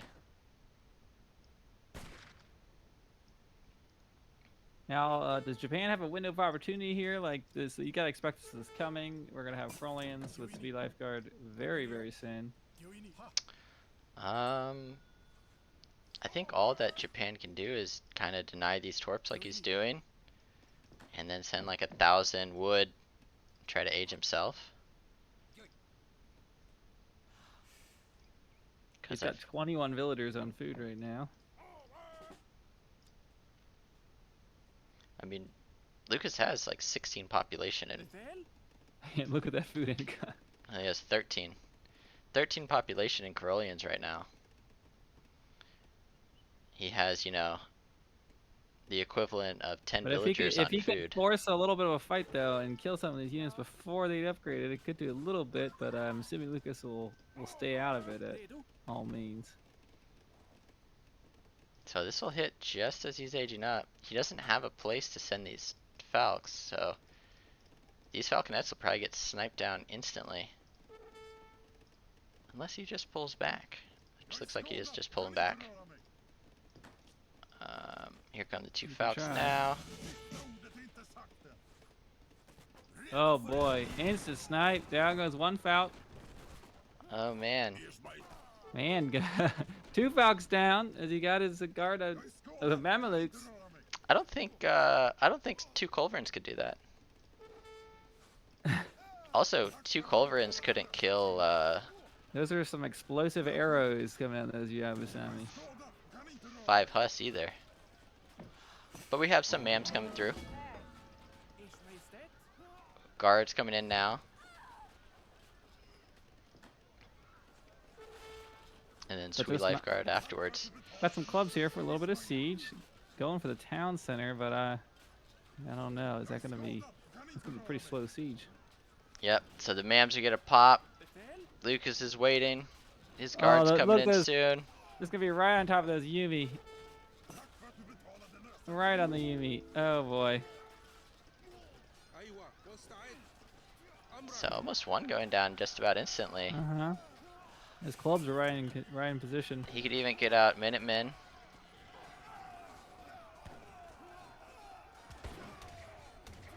Keeping those Mams alive in the back, but they're going to get sniped pretty easily here if he micros these Yabs back. So if Yabs are running, they're not shooting. Got 2 low health Mams. So Japan has been thwarted. How much HP was left on that town center? Is about half health, so. Yeah. Now we have Sweet Lifeguard coming in now. Some of these Yabs are going down. Still 1 full health Mam, so. But wait! There's more Mams! Yeah, another group will come in. And Lukas has done a great job. He's back up to 200 Shrine Pop. Doing very nice. Putting some of these units into melee so this army doesn't get away, and then DPSing with the rest of these units.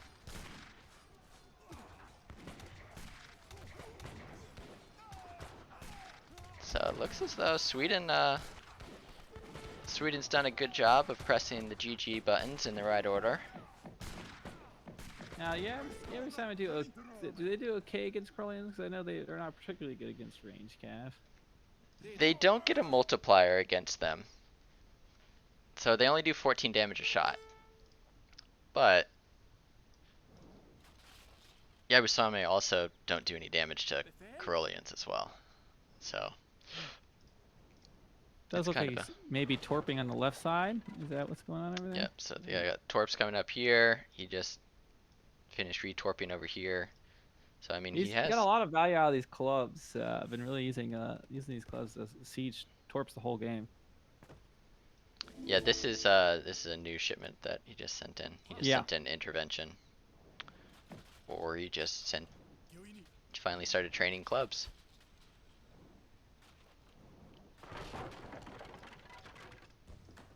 I mean, so if you're in Perez's situation at this moment, you're an age down, lost a lot of your army. You know, those few left guards and Mameluke. There we go, another batch of Mameluke ready to go. What do So you do? and he has Arsenal coming down, so he's gonna get the upgrade on these units. You just try to trade well. This is a good start. These units are great they'll do versus okay against Mameluke. yeah, they do 60 damage. So Mamelukes have 40% range resist, which makes them so good against Skirm Goon. However, if you get some pikemen in there, pikemen do pretty well. Kind of seems as though Perez's game plan is just run around and hope that his eco pays off, or that the Sweden's eco dissipates. Orbs have been replaced there on the west. He's out of room to make more, but For the most part, Lukas has been on. Oh, I don't know about that one. Blackberries, yeah. Maybe the two. I think maybe the two heavies would do pretty well. I know there's a lot of Yabusame here, but the Yabusame get into range, they get sniped pretty easily.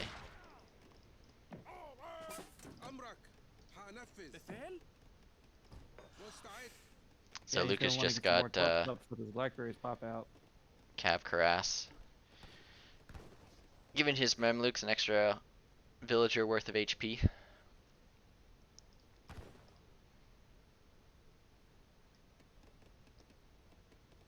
Maybe Lukas should drop down a town center. Walls coming in. Walls are very good at deterring Mamelukes. One of the best things, the most efficient ways of deterring them.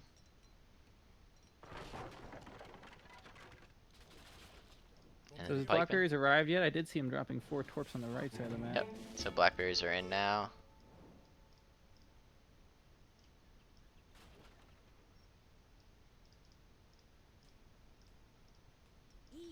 And the score gap's kind of evened out.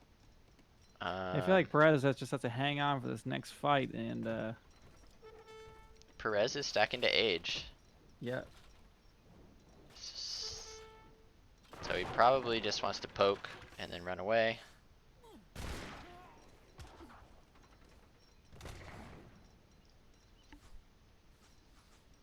There we go. Sweden backing off out of the fight. More torps going down on the left side. More torps going up on the right side. It's just who does it better. Japan putting, as 2 shrines go down over here, 2 shrines go up over here, as 4 torps go down here, 4 torps come up over here. Well, certainly investing in some blackberries, and we have these torps that went down. Those blackberries not getting gathered, so that's a nice move for Perez there. And then we How have close is he to aging? a mortar coming in. Perez is aging right now, so he's going up for Okay. the shogunate. Yep. And then we have military drummers, which is a very nice card for Sweden, so his units can get into range easier. Another, 9 more or 6 more Egyptian Mamluks coming in, so he'll have 12.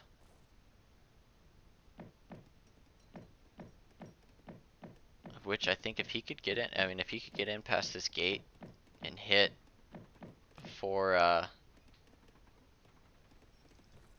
the Shogunate pays off, I think he might be in a pretty good timing. But we'll have to see. Perez doing a good job of stacking his resources so that he can get Honored Yumi as soon as he hits up. Yep. Well, good little wall there to buy him a little bit of time. Waiting to get this age up in. Certainly a very good idea against this heavily tech Swedish army. But here come the mortars.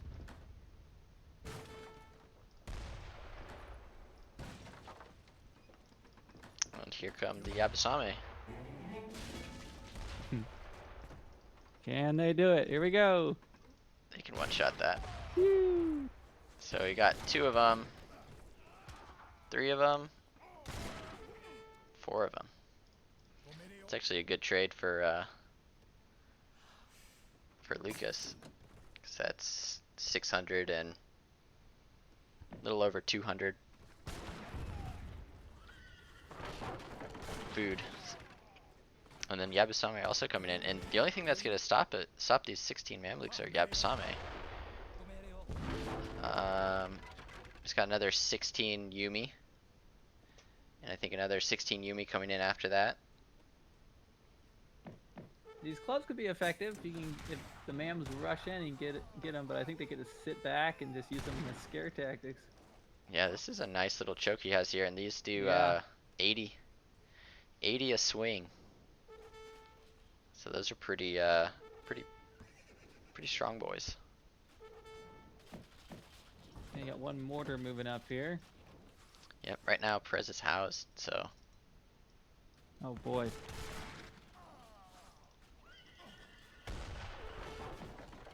being housed.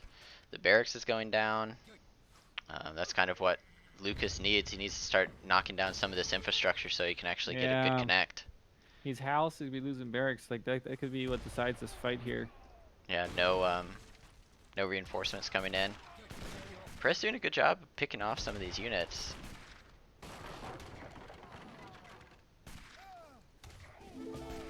I mean, it looks pretty open. Alright, Here we go. here's the Clubs fight. getting the action. That's a nice big, oh, the clubs are clubs where they on want to them? be, yeah. Yeah. So one Mamluk going down already, some Yabs going down, another Mamluk goes down, another Mamluk, another Mamluk. Flank on the mortar. There's only got 6 Mamluks left. Shogun Tokugawa thinks that he can beat a Mamluk, but he is mistaken.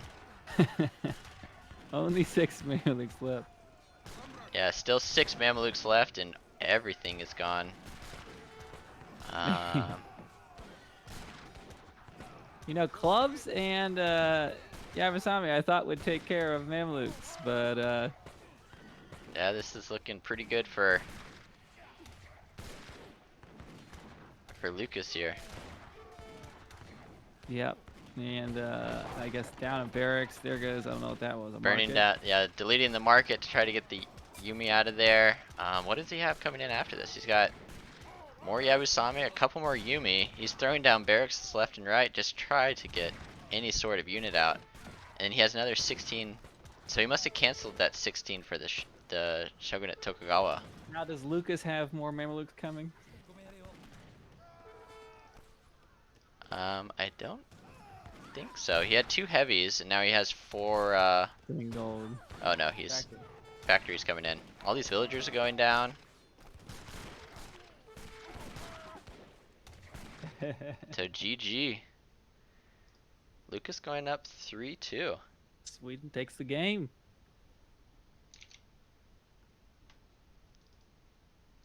Well, I'd definitely say the Mameluke were MVP that game. Yeah. I mean, I don't think you could have gotten a better position for Yeah. those Perez. clubs. Those clubs were thought that right was on top good of it. I contact. saw like 3 Mamluks go down in the first like few swings, and then I think they Just- forgot to equip their Mameluke piercing clubs. I mean, it was actually really nice just having those 2 mortars to say, fight me. Yeah. because he's like, I want you to come fight me. You have to fight me in open field. Yeah, Let my the Moors Mamelukes. really forced him. Yeah, because if not, he's just gonna start battering down all of these production facilities. Um, and another big thing is Perez was housed. So he was at like Yeah. 140 pop, and then he was about to. He had like 2k food and 1k wood and or 1k coin, and he just couldn't build anything. So I'm over here looking for my Mameluke emote. I don't have one. This is what I have to do. just villager population 28 seems to be the number of which Sweden can't get above. Oh no. But if you come and you look at the resources gathered, it's like nice resources, bro. Okay, so will we see Sweden in the next game? So, in retaliation, we saw Aztecs BOP. We saw Japan BOP. We saw Sweden BOP. Does Perez come back and say, you think you can Sweden? I can Sweden too. Let's see if Perez is Anything you can torp, I can torp better. is Perez honor bound? So it's game 5, game 6. This is a close one.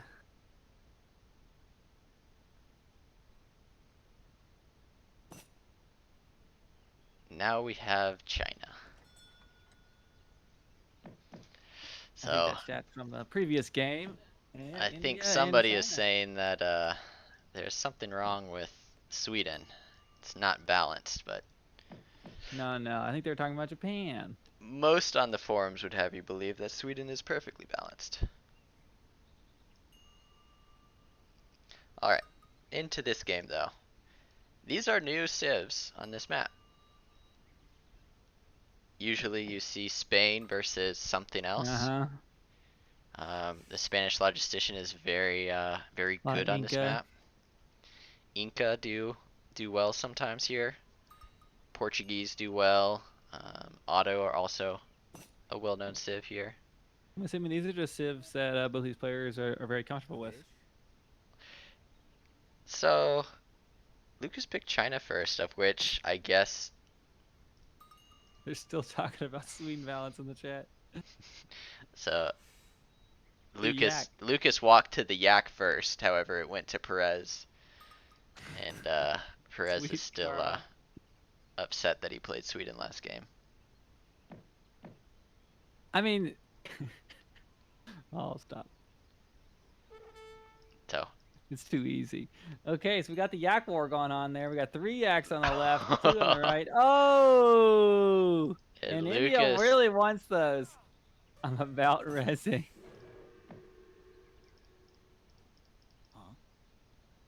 So I think he got him. Man. Okay, he got 1. And now Lukas have you ever is just. noticed? I always feel like the capture radius on these can be so weird sometimes. Do you have any science to it? I haven't figured out the exact reason behind some of it, but there is some weird things about you. If you get there first, you actually don't get the yak. But yeah, I don't know exactly. How it all could he works. kill the yaks with a stomp? Lukas is paying attention. So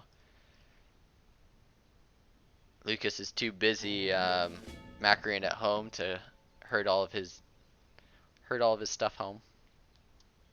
The verified Aussie _ Drongo says the game checks every X seconds for a unit within the capture radius. Perez is not having a good day. His monk lost the yaks. The river too. And then his elephant fell asleep in the river. It's just not a good day. This Lukas monk is coming to gloat. Look at that monk. Yeah, this monk had a rough outing. Perez is like, what happened to the yaks? He's like, I don't want to talk about it. What happened to your elephant? I don't want to talk about that either. Yeah, not a good start. But you know what? He's like, where's the wood? And he's like, I don't want to talk about that either. When I have these starts, sometimes I think it makes me try 10 times harder because I know I'm behind already in age 1, and then you do well. So maybe Perez will, We'll see. get We'll see get if some he encouragement here. can pull things back. So it was the two village start from Lukas. He's already eating the goat, so he's gonna try to age as quickly as he can. Those 5 yaks fattening on the village, already herding in this elephant hunt. I don't think either player really has. They don't really have a water idea. I mean, Lukas has kind of a I mean, defense they've against ignored it. water on Alaska. I'm not entirely expecting too lot there. Is that pink red on the water down there? I can't tell. It looks like he might be, but maybe it's just villagers. Yeah. There it is. It's just the flag, and there's just villagers chopping on the wood line. So,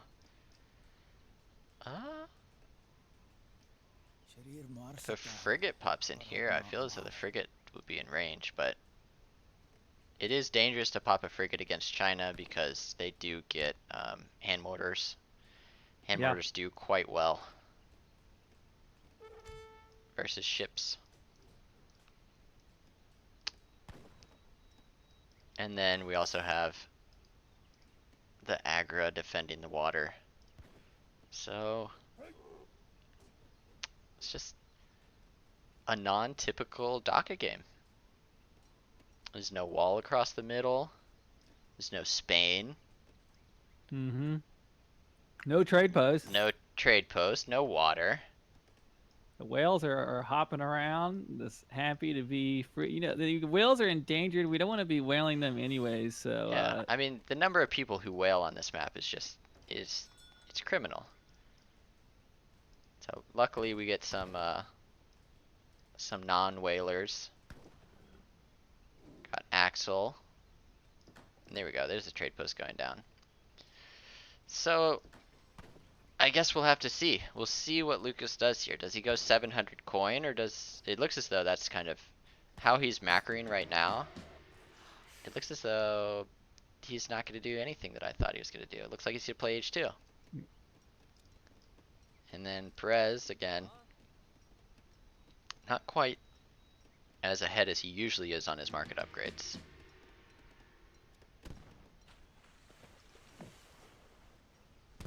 there is a wall in the water. I was gonna say, I was like, Lukas, have you not heard of the Great Wall of China? You can't just have one strip across the middle of Dakapon. Well, building this palisade wall here, and with the surf coming in like this, he's got to be real careful of the erosion here in the land, and this wood could rot as well. I was like, it looks like there's a hole there, but One pillar holding the whole thing up. Lukas has been to the Netherlands. He knows how to patch holes in dams. This map would be great for, I don't know if you play Age of Mythology, you can build a giant lighthouse that has line of sight. I think this like end of the water would be a perfect spot to see a big lighthouse go up. You could put a lighthouse, or you could put an Agra fort, or you could put a town center if you're Portuguese. They love lighthouses. Mm-hmm. Okay, we got 2 sepoy sieging down 3 portions of the wall there at once. So we do have Old Trade Han post in this, coming out. right? What was that? We got a Chinese trade post there in the top right. Mm-hmm.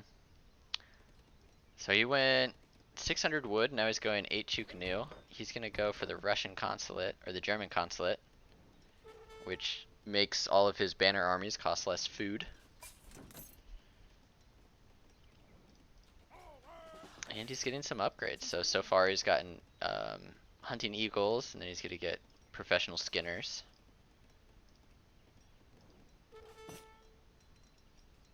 Meanwhile, India's kind of doing a similar idea. Getting hunting eagles, has civil servants. Throwing down a trade post. Picking up a trade post as well. He went 700 wood as well. So, pretty I feel like I never see that Northern Ireland used a whole lot on this map. I feel like in most of the matches, the villagers don't quite make it up there. Well, there's no wood up there. You only need wood to build docks to whale. Yep. And that's Doc in a nutshell. Seapoy lives, but his buddy did not. He's washed away with the tide. It's actually very impressive at how good these graphics are for a game as old as it is.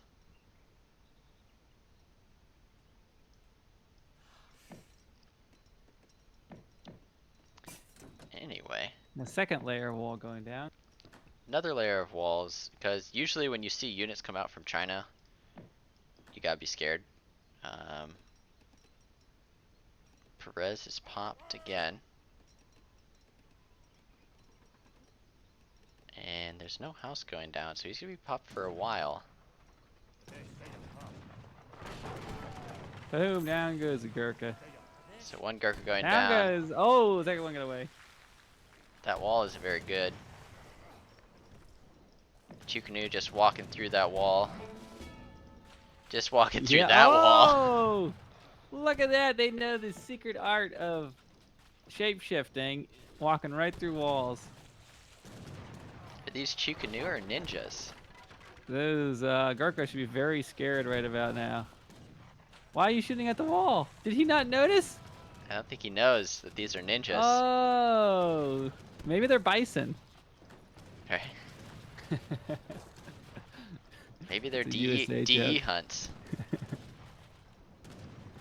Maybe he knows, but he just, you know, I've definitely, like, you've seen that before, and he's scared to go in there and get trapped from kiting. Because that, I've Yeah. had that crap happen. You There go we through the go. wall. They're through. And stomp. Step Riders. Where's the Yeah. stomp? Step Not Rider's in actually time. doing. Step Rider's More doing Gurkhas work. popping out. They're gonna get shredded. Stomp, one stomp going out, but a lot of Gurkhas going down. He's got no anti-cav. Out come the sentry. So just Minutemen everywhere, and it's looking as though From Sipo, there we go. Seapoy coming out. Not enough of them. Where is Maybe. There's the hero. No, Wonder if you see those step and you get very excited and then forget how little damage they put out. oh, you canceled it. I was like, where are those flaming junks gonna go? So well held. A lot invested to hold there, but Yeah, and boy, I don't like playing against a long game against India in Age 2 personally. I don't know what China has here, but those Gurkhas are going to do good at kiting most of China's army. yeah. So it's it's looking pretty good for Perez here. We do have 700 coin coming in. Well, a lot of these units are actually going to die pretty quickly because they're all Minutemen. But there are 4 Sours coming in behind. So we'll see what kind of damage.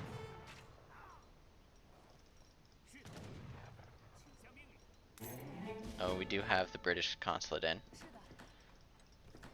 Yeah, those redcoats don't mess around. Got 2 war junks. Villager going Down down. goes villager. Maybe another villager? 2 Oh, villagers going 2 down. vills. Maybe a third? No. What's that war junk gonna do there? It's got switched to Oh yeah. Quang Pikemen. Because there's a lot of Indian units here. And Perez is bleeding out units. These are Yeah, Lukas has got some good shots on these Gurkha. I thought he might kind of win the kiting war, but doing well here. But now we got these Hussars and Sower up on top of these. yeah, but there's gonna be a Minutemen batch, and then right after Yeah. the Minutemen pop out, there's gonna be 8 Those Quang pikes will Pike. pop. Oh, he can bring it back to those. Yeah, back to those village behind him. Oh, but I don't know. I think it's just enough. Yeah, lost a lot. It's a lot of units. Let's see where this pup is. Right on top of the cav. Monk going down. Husk going down.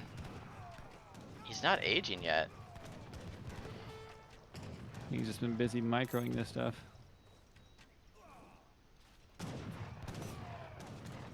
And this is looking good for Oh, I see the flying crow. I was like, what the heck? It's because he put his wonder down. It pops up there in the bottom left. I thought, I was like, how is he shipping that? so he's putting the wonder down, but No defense. There's I no kind of defense. feel like He's he just could have gonna pulled run his army past. back and waited for those pikes to at least try to defend them, but losing those. Yeah, I think this is probably going to spell defeat for Lukas unless he's got something crazy here. Well, I mean, this wonder could even get sieged down. I don't see how. Yeah, he's going to lose these That's villagers. 2 vills, 3 vills, 4 vills, A very non-traditional approach to this map. 5 vills. Nope. Oh, the monk's waiting for him. Stomp.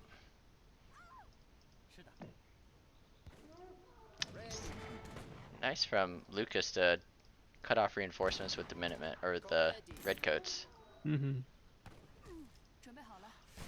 But he's got to hop into the village and hop into the other village and hop into the town center. Now would be a great moment to retreat to the sea if you had something there.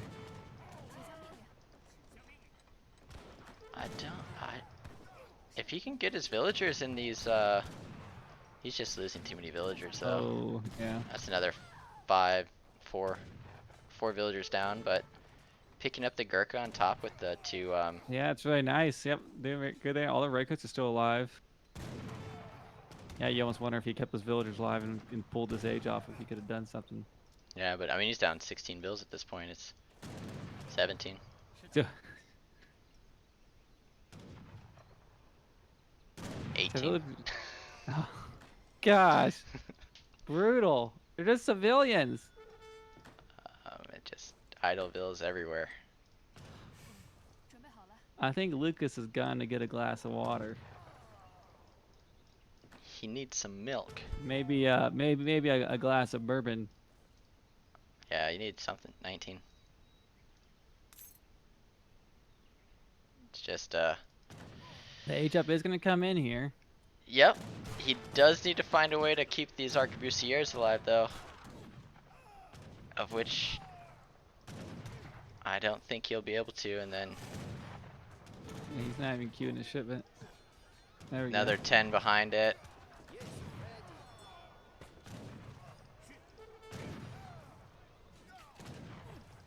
Well, He does have a lot of cows there. he does. He has a lot of cows that he can eat. They are fully fattened. And as well, got the Taj Mahal coming in.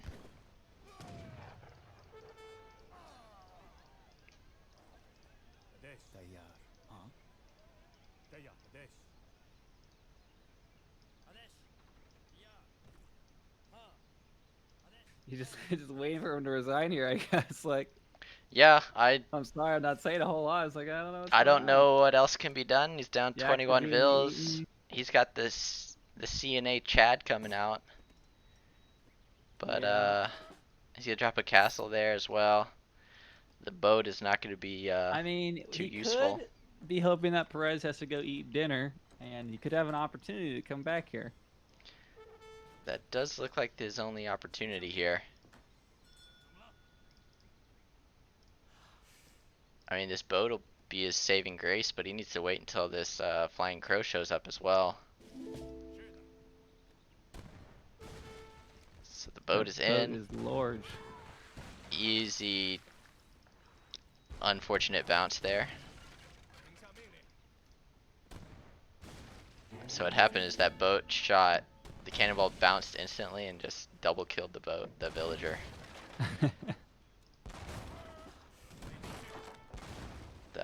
Perez isn't paying attention, or Lukas isn't paying attention, so that castle's gonna go up. He needs to pull the boat back, but I think Well, he's got a lot of villagers to micro at the moment. a lot of things going on in the Chinese camp right now. I'm not sure about the sailing on that small pond either. It seems like a lot of effort was put into this rather large boat. It's such a small Yeah, pond. can't get out of range. It's too big. He's trying. Drop the anchor. Shoot the walls. Yeah. That's the end of the CNA Chad. You know, he's still going. He's got units. We're gonna look at the fools when Lukas turns this thing around. What's going on here? Is he shipping something? I mean, it is China. It'd be cool if like the boat stayed. Yeah, but like gets stuck on the sand. Well, actually, it probably wouldn't be cool because then like when you do water battles, there's just like gigantic boats. I wish you could make a land bridge if enough boats died between it.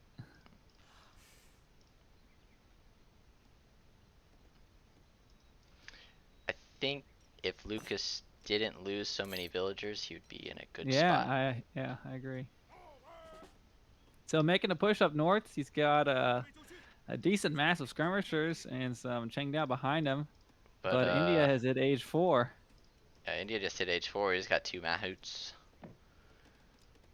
And he's got The Taj the Mahal. Taj Mahal ability, ceasefire. Here we go. Man, he gets to make his first shot at India's base, and it's going to be a ceasefire, and those Mahouts are going to go stand right on top of him. Yurumi coming in. So now 9 Yurumi swords coming in, and I have a feeling there's going to be a pop somewhere and a ceasefire called and a GG called afterwards.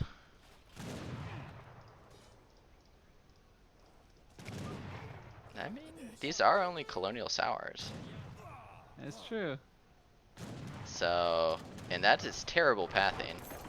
There we go. Yeah. As per usual, market going down for Perez on his own accord. No ceasefire yet. We do have disciplined sepoys here, so, and then no guard or honored sepoys coming in just yet. Here come the Yurumi from the Agra. Run for your life, Lukas. Oh, big villager catch by those flails.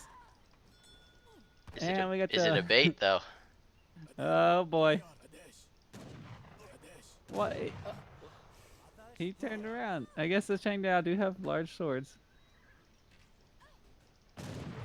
He's like, you killed all Lots my of villagers. villagers. Yeah, those Yurumi are age 4 Yurumi. Yeah, these are age 4 They'll Yurumi, be, so. angry. Oh boy.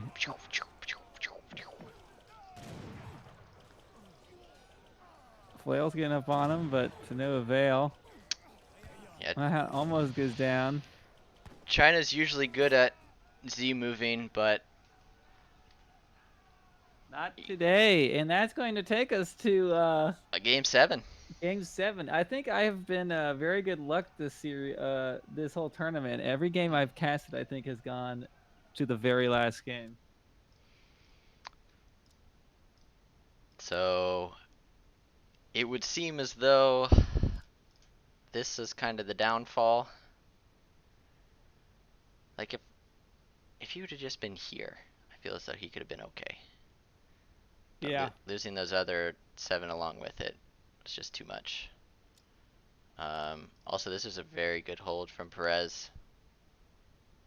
Just not losing units. Well, that was a little lull towards the middle of that game. So maybe shall we get into the next one? I'm down. Game 7. Last one. Match points all on the line. And the advantage he does have coming his way, though, is I feel like it has to be nice to be able to get to have the counter pick on the final round. He picks Sweden. If he Sweden. no, Oh. okay. They're nearby brothers. Okay. The Spanish. The Spanish logistician. You know what? I'm respecting the honor of this player. No Sweden coming out for the series, but Yeah, I don't know how much we can go to bat. We got the Spanish logistician probably coming up here, but I mean, Perez won with both Russia and Aztec. yeah. And India, so far no real big lame. Man, I feel like we should have had a prediction for that one. I think everyone Prediction thought it was for gonna be Sweden. Sweden. This is a very very Sweden map. if I do say so myself. So here we are on Fraser River, not in the standard map pool, which has 2 trade post lines that have to be upgraded separately. Is the keynote on this. One of the nice things about this map, if you play the Sweetens, is that as you can see in this section on my screen, there are 4 gold mines. Well, and another thing is And then on my this other map screen over sources here, in base, yeah. you have 2 more. So, And there's not any food on your plateau that you kind of start on, so that also helps Sweden if they've got torps gathering berries. They don't have to be as worried about controlling these hunts. and then they also have places that they can go and kind of But there's like. not Sweden in this game. We've got China and Spanish here. So this is the second or third time we've seen China in the series. Second time, I think. Lukas has played it 2 times, I think. Yep. He played Aztecs twice. He played Japan in game 1. He played Sweden. Oh, he got it. Oh. He had it. I was convinced that Lukas had it there. Yeah. Down goes the dog. Man. What's going on with that villager out there? Just dropping Going wood. for some early hurting, or is he gonna put his banner armies out there? I don't know. So what he's doing is he's going for a 3rd village. And then he's gonna ship the 4 villager shipment. So you get a villager for each village that you have, so he's sending it in Yeah. now. Sneaky. He'll have a mid-map Shipment point. shipment point. However, Perez is going for capitalism. With his logistician deck. That isn't very low. I have a feeling I know what's going on here. What do you think is going on here? So, the only reason I know is there's a bit of insight I have on this deck. You can go capitalism. You can age up with the naturalist, the 2 vills, 2 cows, and then you can go 5 vills and skip the 700 coin altogether. And you get up about roughly the same time, but instead of having 700 coin, so it's kind of a fake out of you just get a little bit extra. You just get a little bit extra gold over time. So he ages with 16, plus he has this card, which is about 3 villagers. So he has like 19 villagers working right now. And then on top of that, he gets another 2 villagers, so he pretty much ages with 21, or he gets 21 villagers at 4 minutes. And then he ships 5 instantly, so you get another 5. And you just have a pretty solid eco at rather early. And then you go into Spanish gold and stuff like that, so. But it is a kind of a bait. Yeah. Having these 2 cards in there to think, okay, it's going to be a logistician idea, or maybe a logistician with ATP. Yeah, definitely still a lot of flexibility with these decks. With some civs, it's so easy to kind of guess or scout what they might be doing. While this is still kind of scoutable, but you see that in the deck, and you definitely are going to expect that logistician coming. Yep. So what you have to do is you have to have your scout underneath your town center when they age.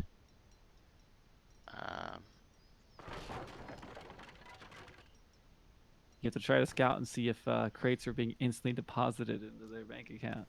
So he did see the mid-map village, so I guess that's where he's kind of concerned that he's going to get rushed. Yeah. Okay,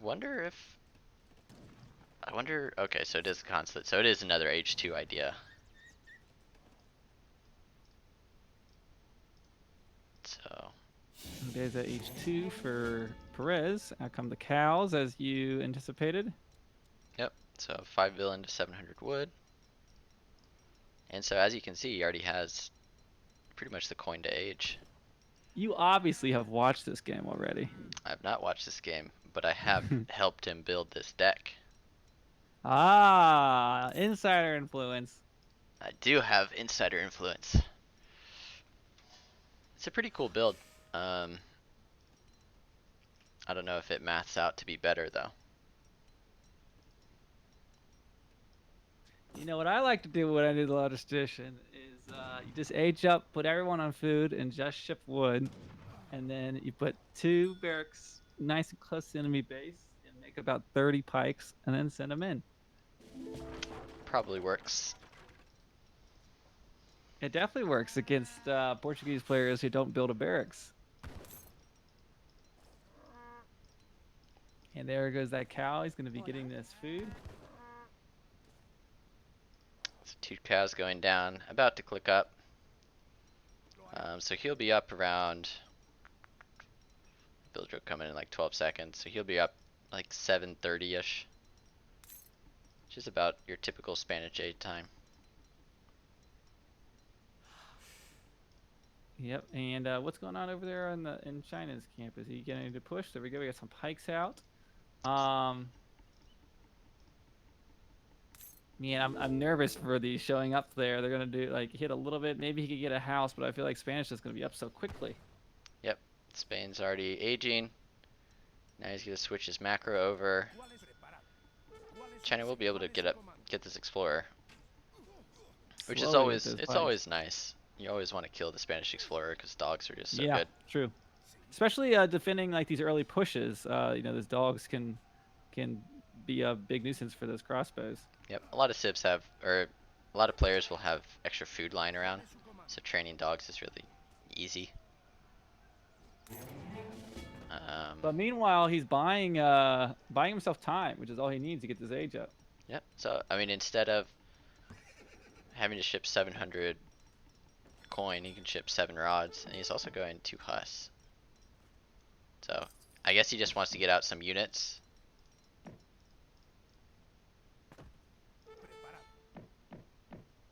He does take down the explorer. Though killing the explorer is good, I feel like going straight for that wall would probably have been better if he had known. I don't know if he knows what's going on here, but he probably wants to go in and maybe get some house, maybe some military protection. I mean, we'll see what he can find. I mean, it'd be nice to grab this house. You want to try to stop the shipments there. What's the population on Perez? If you want to look there, yeah, 460. Maybe anticipating this was coming. Those SRs are going to pop out. 5 hus, 7 rods, and he doesn't have Minutemen right now. He's also going to get another 4. No He is food or aging with gold. the scout.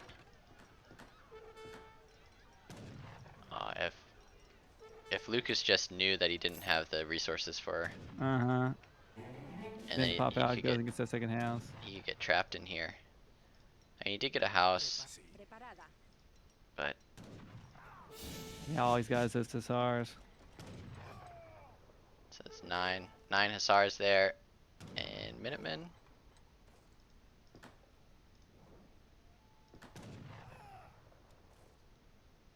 Definitely an interesting match point here.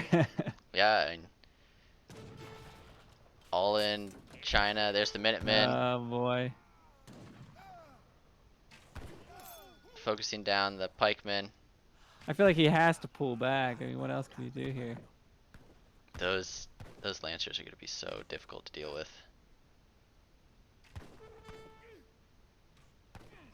So good job. Perez focusing down the pikemen. Lukas focusing down the Minutemen. You're ready to pull those crossbows. There we go. Pulls them back. And then we have Spanish gold coming in behind this. So Spain just needs to use their shipments. He's got 5 lancers. Those steps don't do anything to those SRs. There. Okay, here come the doggos. So heroes back, 5 dogs being trained. Those lancers are in a good position to use their range as they come through there. Yeah, just absolutely crushing. Oh, the disciples popping out. Disciples coming out, but there's Yeah. still 3 Lancers left, 7 Hus left, 5 dogs. Man, for a series that went so long, kind of quicker than expected last game here. Yeah, I think a lot of people still forget that Spain can just FF. Yeah. The FF's good, so having Logistician in their deck and saying, I can either rush you with 1,000 units at 7 minutes, or I can be up in the next stage with better eco. Mm-hmm. And then now they get Dragoons, Spanish Gold coming in, so his eco's gonna get even stronger. And Lukas Now, just do they get gold with that Spanish gold shipment? Does it give them any gold, or is Yep. it just gives okay, him as 400. I wondered. It's such a great shipment. It's quite a strong shipment. It's essentially having like 8 bills on coin. I find when you do the logistician, you have to remember to actually gather those coin crates because you expect it just to deposit. Oh, well, if you send the Logistician, if you send H1 cards, they still deposit. Yeah, true, true. It's That's just if true. you send other cards, they don't get deposited straight into your inventory.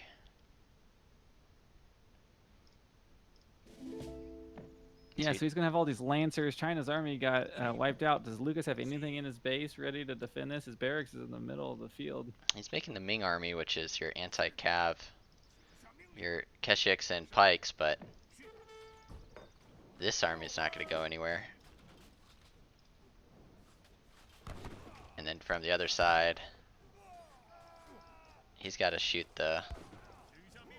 He's got to take down those Lancers first, but Lancers coming in from the top, Lancers coming in from the bottom, Spain cleaning up on both fronts. And then, There we no. go. 700 wood being 700 coin being shipped forward, and Lucas just throws in the towel there.